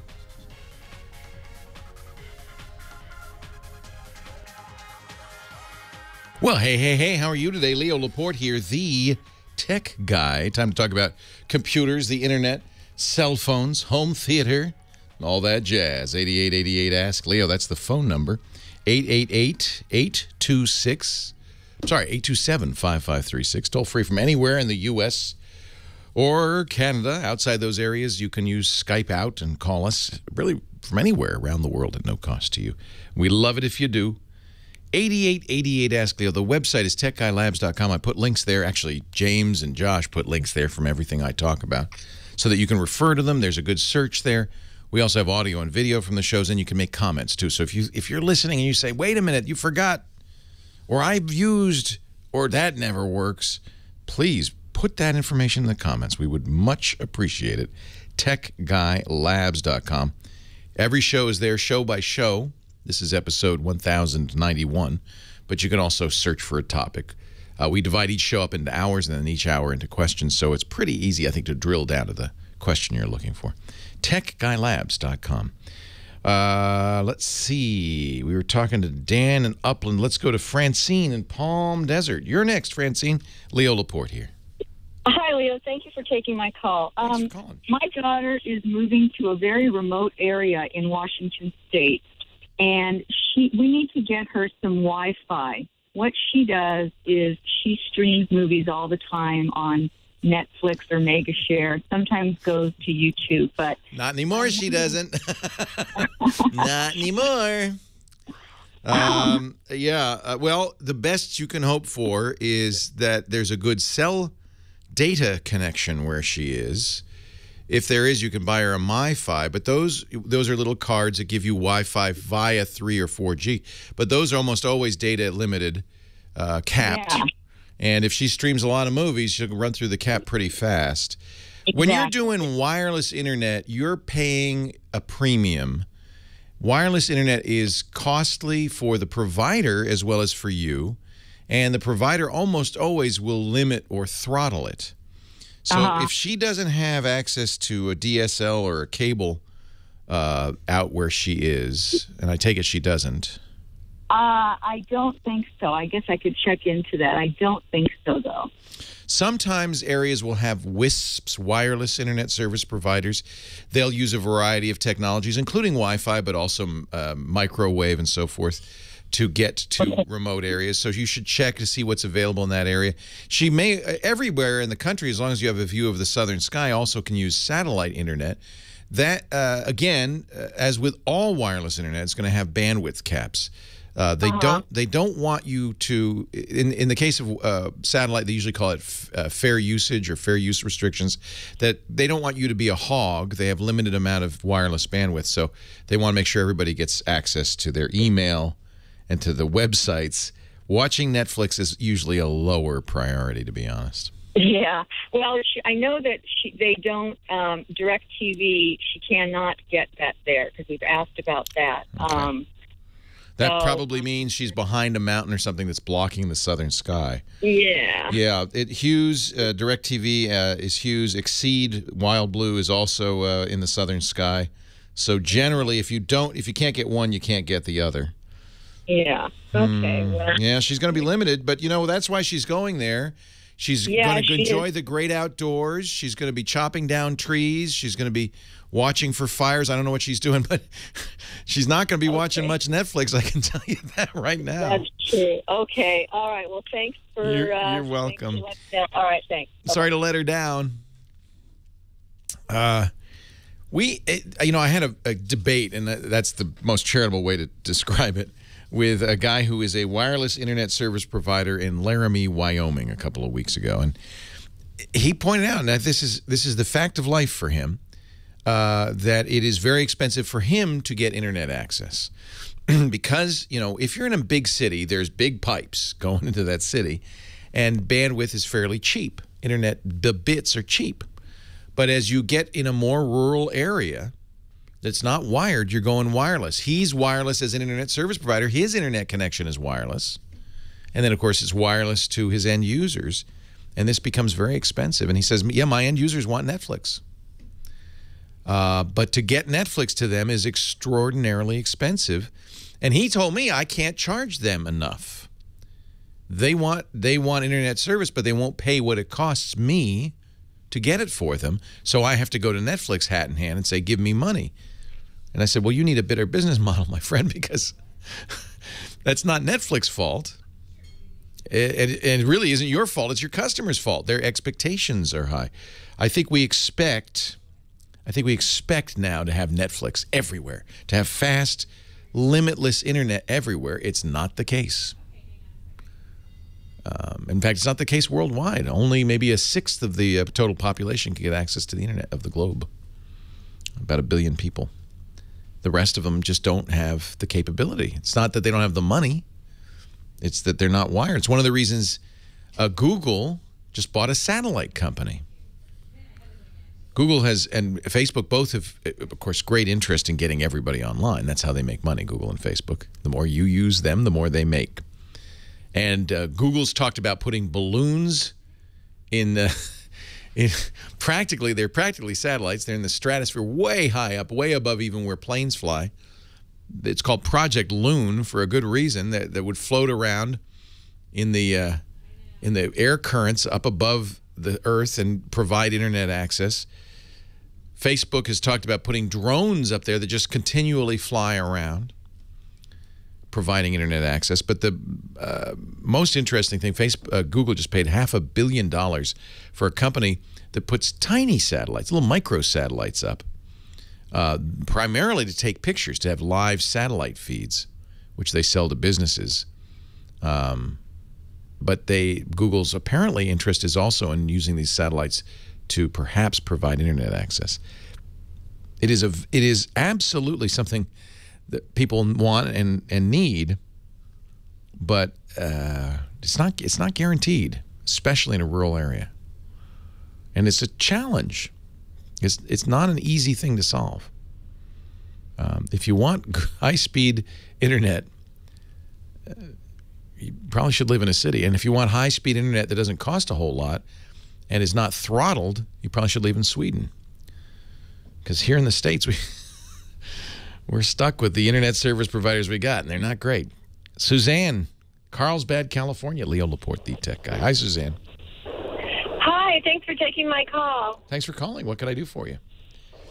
Well, I'm a software program that I can use on my iPhone, my iPad, and my MacBook that has to deal with expenses, and I want to be able to download my credit cards so that I can do like a spreadsheet so I can see what all my expenses are. And I've looked at iBook, MoneyDance, QuickBooks Online, Mint.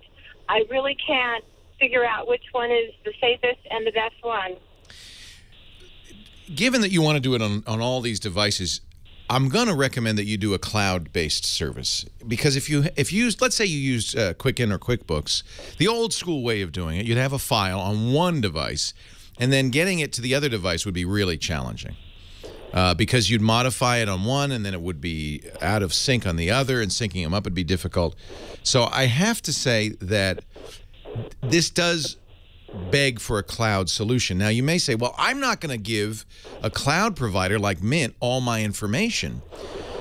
In my opinion, it's safe to do so. And I had the same, I started to sign up for Mint when they first came out a few years ago. It's owned by Intuit. And I said, whoa, wait, they want the login to all my accounts. Am I not running a great risk? So I looked into it, and as it turned out, they're using the same centralized clearinghouse that all the banks and credit cards use, or most of the banks and credit cards use, called Yodlee. And Yodlee already knows all this information. So it's not risky to use a company like Mint. I'll talk a little more about these online solutions when we come back. Leo Laporte, the tech guy.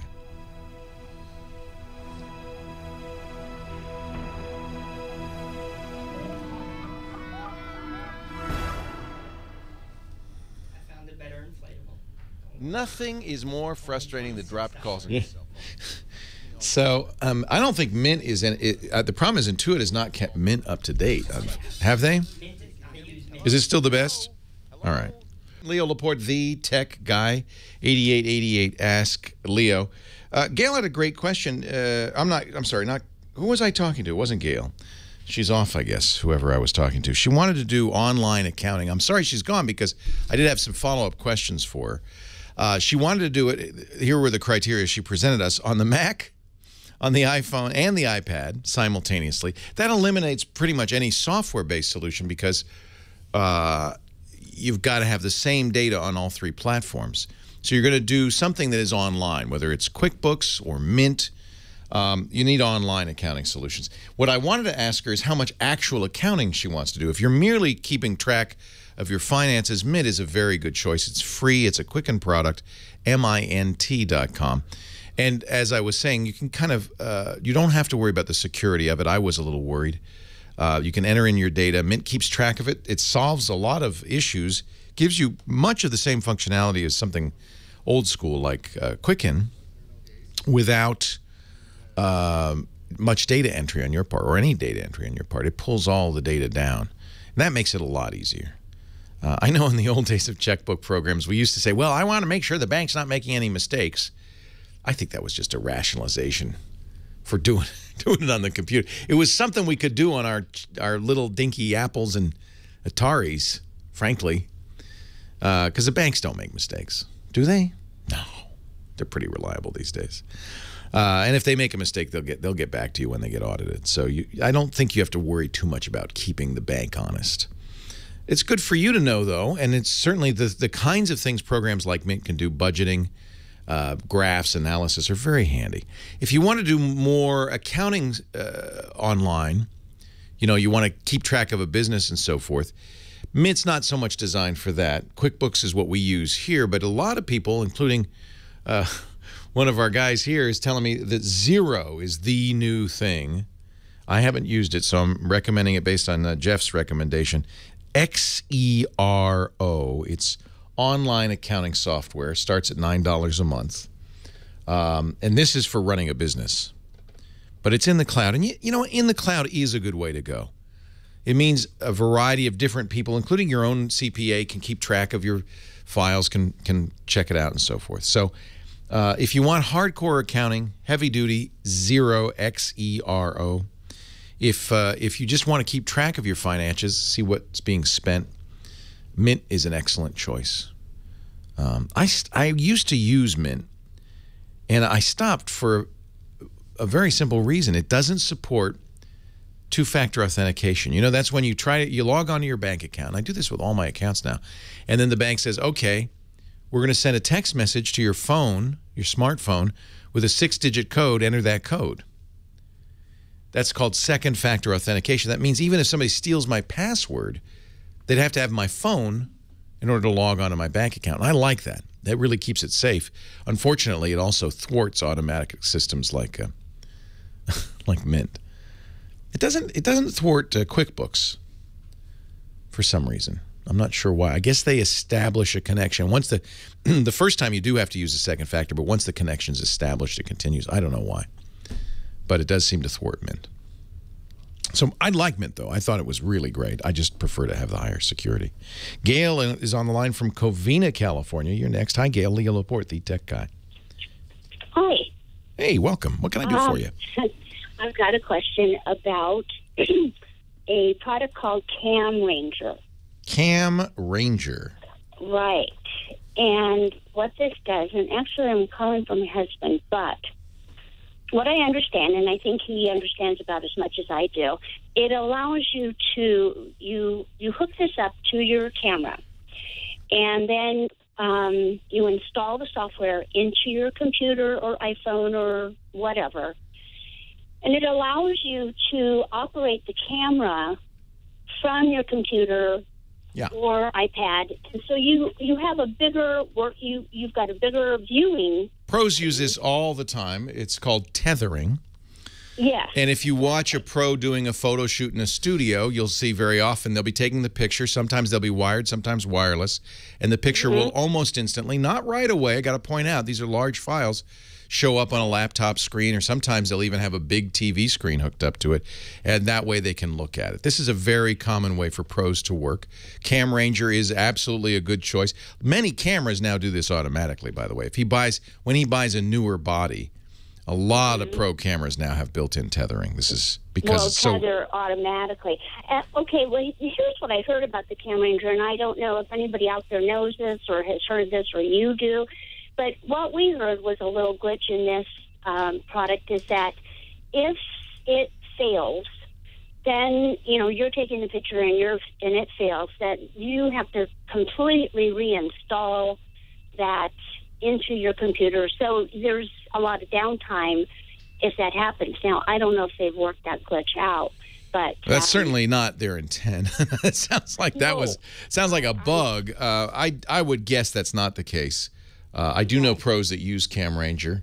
And are pretty happy with it. And are happy with it, yeah. Like I said, most pros now either use dedicated hardware transmitters, or many cameras now have that built in. Tethering is absolutely a great way to go. Now remember, it's not. It's designed for shooting in a studio. Are you going to bring it on the road with you? Yeah, that's what he's looking at, is on the road. Well, okay. You're thinking that. Well, that means now you have to have a laptop set up, and where is he going to be shooting that he wants to use this? Just traveling. And yeah, you're probably not going to do this. It's because you have to set up an ad hoc network so that you're on the same. When you're doing it in the studio, it's using your Wi-Fi. It's very easy to do. When you're going out on the road, well, now you got to somehow tie the camera to the Cam Ranger. So you're not wireless. You are wireless, but you got to set it up, and he's got to have somebody with him carrying this around. Probably not an ideal way to shoot. It's going to be kind of cumbersome. Is it because he wants to see the picture bigger? Yeah, and as I said, you can operate the camera off of that. Well, and there are a lot of ways to do that with a smartphone. What kind of camera does he have? He's got 2 different Canons. Yeah. And Canon comes with software. You can download Canon software for your smartphone.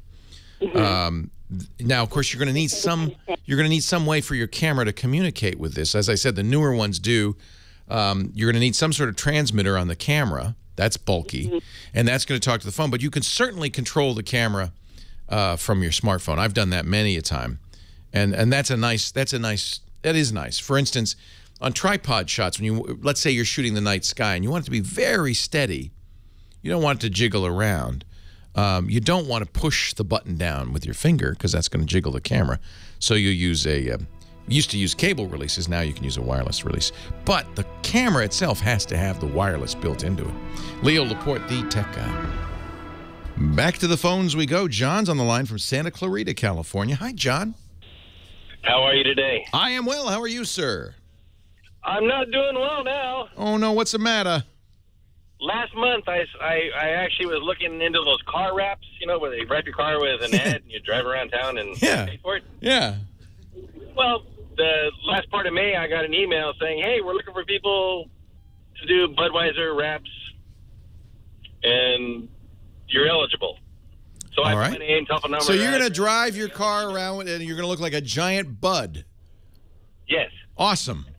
What kind of car do you have to have I'm sure they have restrictions on the kinds of cars. It can't be a beater. It has to be a nice car, right? Well, I got a Prius. Oh, that's perfect. The plug-in type. Prius are made to be wrapped. Yes, they are, because they are ugly. No, I wasn't thinking that. Don't put words. I like the Prius. Go ahead. So what's the problem? I gave this guy all my information, except for Social Security card and firstborn's name. Yeah. You think it was a scam? I haven't heard back from the guy. I've been in contact with Comcast, giving him the email and giving them the original email form. What information did you give him? I sent Comcast the email. I said, here's the email from the guy saying, it's $500 a week. They're not going to do anything. Forget them. Well, what information did you give this guy? Name, address, telephone number, email. That's fine. What is he going to do with that? Well, I have Gmail, and now I get tons and tons and tons of spam. Yeah, well, you answered spam, so they go, hey, we got a live one here. Turn on the faucet. I'm getting phone calls now from, it's like, wow, people I don't even know exist. I'm like, wait. Oh, yeah, because you gave him your phone number. Scooter X has given me a link to a website called scamdetector.com, scam-detector.com. And this is a car wrap advertising.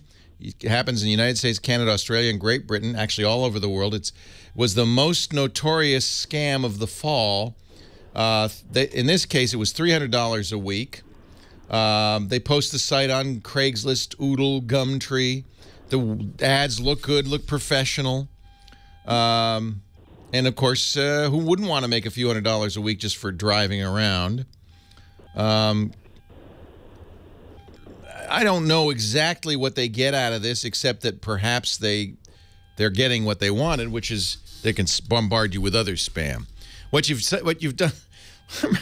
A family went to Mexico a few years ago, and there are, of course, vendors going up and down the beach selling stuff. And one of the vendors was selling beautifully made hats that were made out of palm fronds that were cleverly woven into a basket.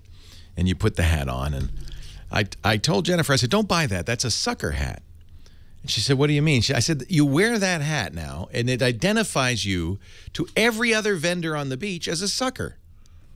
And she bought it, and she wore it. And, of course, from that point on, we couldn't enjoy the beach because every vendor in the entire town of Oaxaca or wherever we were, Puerto Escondido, saw that hat from a distance and came and... So in effect, you've put on a sucker hat by signing up for this.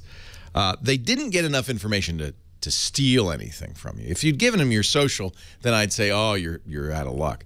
And that's why the Social Security number is so precious and should not be given out for anything if you can help it, because you can't change your social. And that means you're giving them something that's worth gold, and you can't, you can always change an email address. You can always take a credit card and say, don't use it anymore, but your social you're stuck with. So you didn't give email address and phone number. You can change your phone number and email address. I'm not saying you should. If you're using Gmail, you said you were, that should filter out most of the junk. Gmail's very good at that. Now, do be careful, because there are further steps they could take to start. What's interesting is that the con games that were popular pre-internet have just all resurfaced on the internet. You might wonder, well, why is this person from Nigeria offering to send me $50 million? And you're right, it doesn't, on the face of it, seem like there's any money in it for them until you get farther down the road, and this would happen with the car wraps people, where they would ask you for something that they could then steal. Perhaps your checking account information so they could transfer money in. Or maybe they'd say, well, we knew we were going to send you the kit, but we need a deposit for the kit of $500, but of course we'll refund that immediately after your first month. So those are the things you got to watch out for. Don't send them any money. Don't give them any information beyond what you've already given them. You're going to have to live with some spam calls and spam emails for a while. But I don't think at this point they got anything really damaging. As long as you didn't give them a check with your, you know, don't give them any information. Don't give them access to your bank account. And whatever you do, don't give them any money. And this is good. Thank you for sharing this with us, because they're out there. And a lot of these scams, like this Nigerian princess scam, are really old con games, really old con games that have just been transported to the internet. Be good to read one of the books about con games, just so you knew, you know, the violin drop or the purple princess or they all have crazy names. And it's so funny. They're just basically the old scams in new packaging, in internet packaging.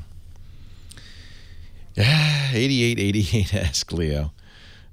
Keep a hold, that main thing, keep a hold of that social. Don't give that to anybody. That's why this story that I began the day with, that AT&T had lost control of some unknown number of customers' social security numbers, is such a big deal. Because that's the worst thing you can lose. You lose a credit card, no big deal. You could cancel it. But once they've got your social, bad news. And it really bugs me that, particularly wireless companies, but a lot of companies will use your social as some sort of identification. That's not even legal. And you should say no.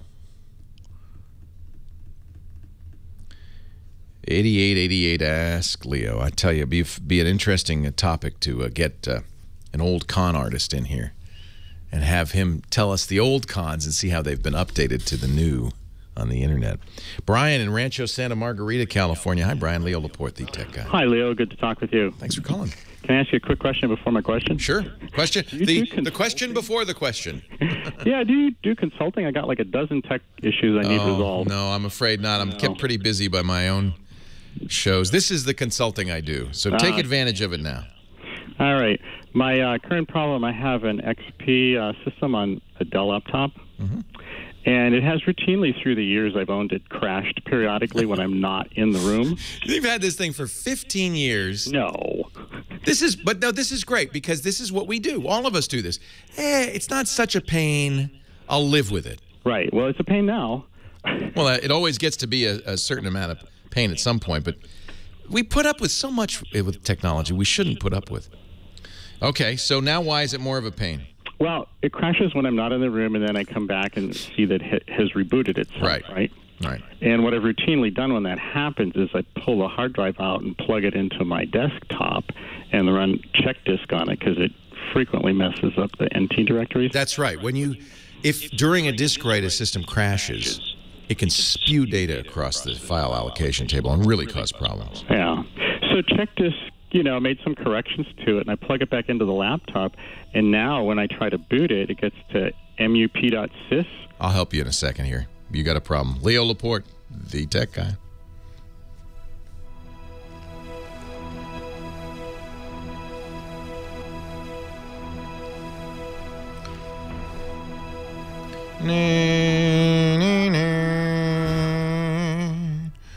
Before we go on, though, I want a snack. I don't know about you. Oh, you love this. It's Nature Box time. Heather looks forward to this every week, when we open up the snacks, the Nature Box snacks. If you go to naturebox.com, you'll see the huge variety of choices. Nature Box snacks are a little different from the snacks you might get from that snack machine down the hall. No, this is good stuff, good for you stuff, designed and approved by nutritionists, and man, is it delicious. I will vouch for that. Awesome snacks delivered right to your door every month with over 100 different varieties of snacks. Each of them delectable, none of them with high fructose corn syrup, none of them with trans fats, no artificial flavors, no artificial sweeteners, just good for you, good like the, oh, I love these South Pacific plantains. I dined on those yesterday. They're like chips, but they're made out of plantains, which is kind of like a banana. They're salty, savory, and good for you, and I love that.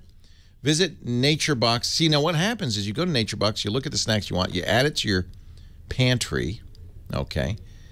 And once you've got it in your pantry, then you can have it in your NatureBox. You get to choose. By the way, let me go back a little bit, and I'll show you. If you look at the plantains, you'll see it is dairy-free, soy-free, wheat-free, nut-free, savory, vegan, and low sodium. So you can choose based on your dietary preferences, your dietary requirements. They have vegan, they have soy-free, they have gluten-conscious, lactose-free, nut-free, non-GMO. But you choose. Not all of them, but the ones, you know, you could say, I only want that. You can also say savory, sweet, or spicy, or get a combination of them. They're always adding new snacks, always delicious. Oh, mini Medjools. I love Medjool dates, the best dates ever. They're so sweet, but you don't have to sweeten them. There's just natural deliciousness. Swimsuit weather's here, my friends. It's time maybe to snack a little bit more healthily with NatureBox. Order a 3, 6, or 12-month subscription for Dad. Wouldn't Dad love that? Pick the snacks Dad loves the best. I could tell you one I would love. Poppy seed sticks. Oh, those look so good. Now my mouth is really watering. So pick the snacks Dad would love and have the NatureBox come right to his man cave every month. These lovely NatureBox boxes. When I see the mailman pull up with my NatureBox, I get so excited. I get so excited. Visit naturebox.com/twit. You'll be able to take 50% off your first NatureBox. The snack, the healthy snack that keeps on giving. I had the cocoa waffle wafers the other day. Those were really good. Oh, the Big Island pineapple rings. Lisa says these are the best dried pineapples. She is an expert on dried fruit, like the queen. She's tried them all. Usually we go to Trader Joe's. She says you cannot get dried pineapple rings as good as these. Fabulous. South Pacific plantains. Those are the ones I had the other day. Peppery pistachios. You like those, I know. Toasted cheddar sticks. Naturebox.com/twit. Save 50% off your first box, but don't say I didn't warn you. You're going to get hooked. I love them. I love them. Our caller, before we took a break, and I had to run, I'm sorry. Time waits for no bug. Was having all sorts of trouble. He said my XP machine reboots every time I leave the room, or sometimes when I leave the room. Any computer that does that, you need to bring it in and get it fixed. In the long run, it's not going to get better. It's going to get worse. It is almost certainly a hardware issue, but it could be software, I guess, that's got a memory leak and crashes over time, but it's got to be fixed. And what he's seeing now, of course, is it's starting to screw up the hard drive, and the failure with mup.sys is bad. That means now eventually you're not going to be able to boot that system. It's a driver that you need, and it's getting corrupted is a bad sign. So my suggestion is, MUP, by the way, stands for Multiple UNC Provider. UNC stands for Universal Naming Convention. So the MUP.sys is the Multiple Universal Naming Convention Provider. It's used to access files from a remote computer source. You're probably not using it, but the fact that it's getting corrupted is a bad sign. And if eventually your mup.sys stops working, your system will boot, and now you really are in trouble. So my suggestion is you've got to figure out why it's been crashing. It's probably a hardware issue, probably a power supply. Could be. It's unlikely to be overheating since it does it when you're not using it. I guess if you really wanted to do it yourself, you could reinstall Windows. If that didn't fix it, then replace the hard drive. If that didn't fix it, then it's probably a motherboard or power supply issue. I guess the next thing to replace, the least expensive thing, would be the power supply. And then if it's still not working, You need a new computer because it was a lemon when it came from the factory, but you didn't fix it. And it's not any less lemony today. It's still lemon fresh. Sorry about that. Sorry to be the batter of bud tidings. The butter of... Let's say hello to Dick DeBartolo. He's the Mad Magazine's maddest writer for the longest darn time. He's also our very own GizWiz, our gadget guru. He brings with him, like Santa, a bag of goodies each and every time he stops by. Hello, Dickie D.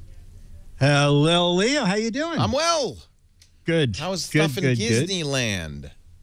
Things are good. I'm here with Myra, the Nigerian princess. Did she offer you $50 million? Yeah. This is why do we feed her all these weeks? I keep saying, Myra, do you have the money? Where's the money? It's coming. It's coming. It'll be here any day now. Okay. What do you got? What do you got for us today? Oh, okay. Well, you know what? ABC asked this question of people, so I'll ask it of you. What's dirtier? Soles of your feet? The soles of your shoe, rather? Your toilet seat? Or your cell phone? Well, I would say the soles of my shoes, but I'm gathering because they asked it, it's got to be the cell phone. Yes, you are absolutely correct. Why is it dirty? What is dirty about my cell phone? Because they said that everything you touch, doorknobs, toilet seats. Then you touch the phone. Faucet, yes, yeah. Right. And then you touch your phone. And so now a couple of years ago on the GizWiz, we were doing it, we had an ultraviolet phone cleaner. Used ultraviolet C. You would put it in. You know, this used to be a business. People would go around door to door sanitizing telephones. Is this back? No, it's not back. No, this is a kit. This is the newest one is called Phone Soap Charger. Oh, please. And he hates it already. I do. He hates it. Yeah. Okay. If your phone hasn't killed you yet, you're probably okay. Oh well. Okay. All right. You think your phone is making you sick? If your phone can make you sick. Yeah. But what do you do? Anyway, what does this thing do? All right. So what it does is, in the past, you just put your phone in there, and it would, when you closed it, it would come on. Ultraviolet C would kill any germs on the phone. So Phone Soap Charger is clever in as much as they put a 5-volt USB port in there. So you can put your charging cable in there. It comes with a micro USB, but if you need any other any other cable, you can put that inside along with your phone. Actually, you can put anything in there that fits in the little compartment. Small cameras, your earbuds, keys. Now, when you close the lid, a blue light comes on. That tells you that the ultraviolet system is kicked in, and also a green light comes on, and that tells you that it's charging your phone. So sanitizing a phone or a camera is 4 to 5 minutes, but then you can just leave it there during the night and it'll charge the phone or whatever is in there using your cable. And in the morning you get up and you have it charged and a clean. Howie Mandel would like this. When I met Harry Mandel, the PR lady He's a says, germaphobe. He said, he wants your autograph because you did that thing in Mad, but please just use your elbow to say hello to him, or use a closed fist. What do you go? Hey, Howie! Boom with your elbow. What do you mean? Use like your elbow to say hello to him. You could touch elbows. You could just fists. He's a notorious germaphobe. Yes, absolutely, absolutely. And the reason I don't know how he works on America's Got Talent. He's sitting next to Howard Stern, the germiest person in the world. No? Well, they probably don't touch, and he probably has gloves on under the podium. He's wearing his baggy underwear, I guess. Could be. Ziploc underwear. Well, okay, good. So where do I get this? All right, so it's phonesoap.com, and the reason I'm mentioning it today, it's $59.95, but between now and midnight tomorrow. What a ripoff. If you're giving it at the Father's Day, there's 20% off. Is Dad a germaphobe? Now Phone Soap can launder his phone. Well, I guess it's a big kit. I guess I don't know. You really think you need... Dick, are you going to be using Phone Soap from now on? Well, not from now on. I mean, like you, I've gotten along fine without getting sick. But if you're a person who Myra said she'd love to have a UV cleaner. I do it for my toothbrush. I would like to get one my electric toothbrush has a little UV door, and I open the door and I put the heads in there, and that is okay. So that makes sense. That's in your mouth. I think that, but I don't put the phone in my mouth. So. Oh, well then, okay. Well then I was going to be on your new show. I'd fund that with my phone toothbrush. So we actually we want you on this show because you would be good for these. The show is all about interviewing people who are trying to raise money for their startup. I think you'd be very good at pinpointing the stuff that's really good and the stuff that's never going anywhere. You know better than anyone. Yeah, you know what? I have a friend, I travel CES, the lower thing, and we pretty much can guess what's never going to make it. Dick's famous for just going down the aisle going thumbs up, thumbs down, thumbs up, thumbs down, thumbs down, exactly. Thumbs down. What's he going to say? What's he going to say? I know, and I say, I think that's going to sell. They just pack their booths up right then and there. We win. Go to gizwiz.biz. That's where you'll see everything Dick does, including his regular appearances on ABC's World News Now, and, of course, on our show, his GizWiz podcast. Details on the phone soap charger. It's a bad name. There's no soap or water involved. It's just UV. No, that is correct. That is correct. While you're there, click the link that says, what the heck is it? And you'll see the buzzsaw for Smurfs. And if you can identify that, or perhaps come up with the best cute answer, you could win an autographed copy of Mad Magazine, the August 2014 issue, with Kim and Kanye on the cover. Autographed by who, Dick? Maddest writer. You! And the GizWiz. Hey, thanks, Dickie D. Stick around. The Giz Fizz coming up on none of these same stations. We let Dick do it, but we don't broadcast it. We'll have some fun with Dick after the radio show at twit.tv. Have a great Geek Week. Leo Laporte, the Tech Guy. Well, that's it for the Tech Guy Show for today. I'm Leo Laporte. Thank you so much for joining us. Don't forget, the Tech Guy is just the tip of the iceberg. We do nearly 30 shows now on the Twit Netcast Network, and you'll find them all at twit.tv. We talk about Windows on Windows Weekly, Macintosh on Mac Break Weekly, iPad on iPad Today. You get your daily dose of tech news from Tech News Today, and our weekly roundtable show, This Week in Tech. It's all at twit.tv. And I'll be back next time with another great Tech Guy podcast. Thanks for joining me. See you next time.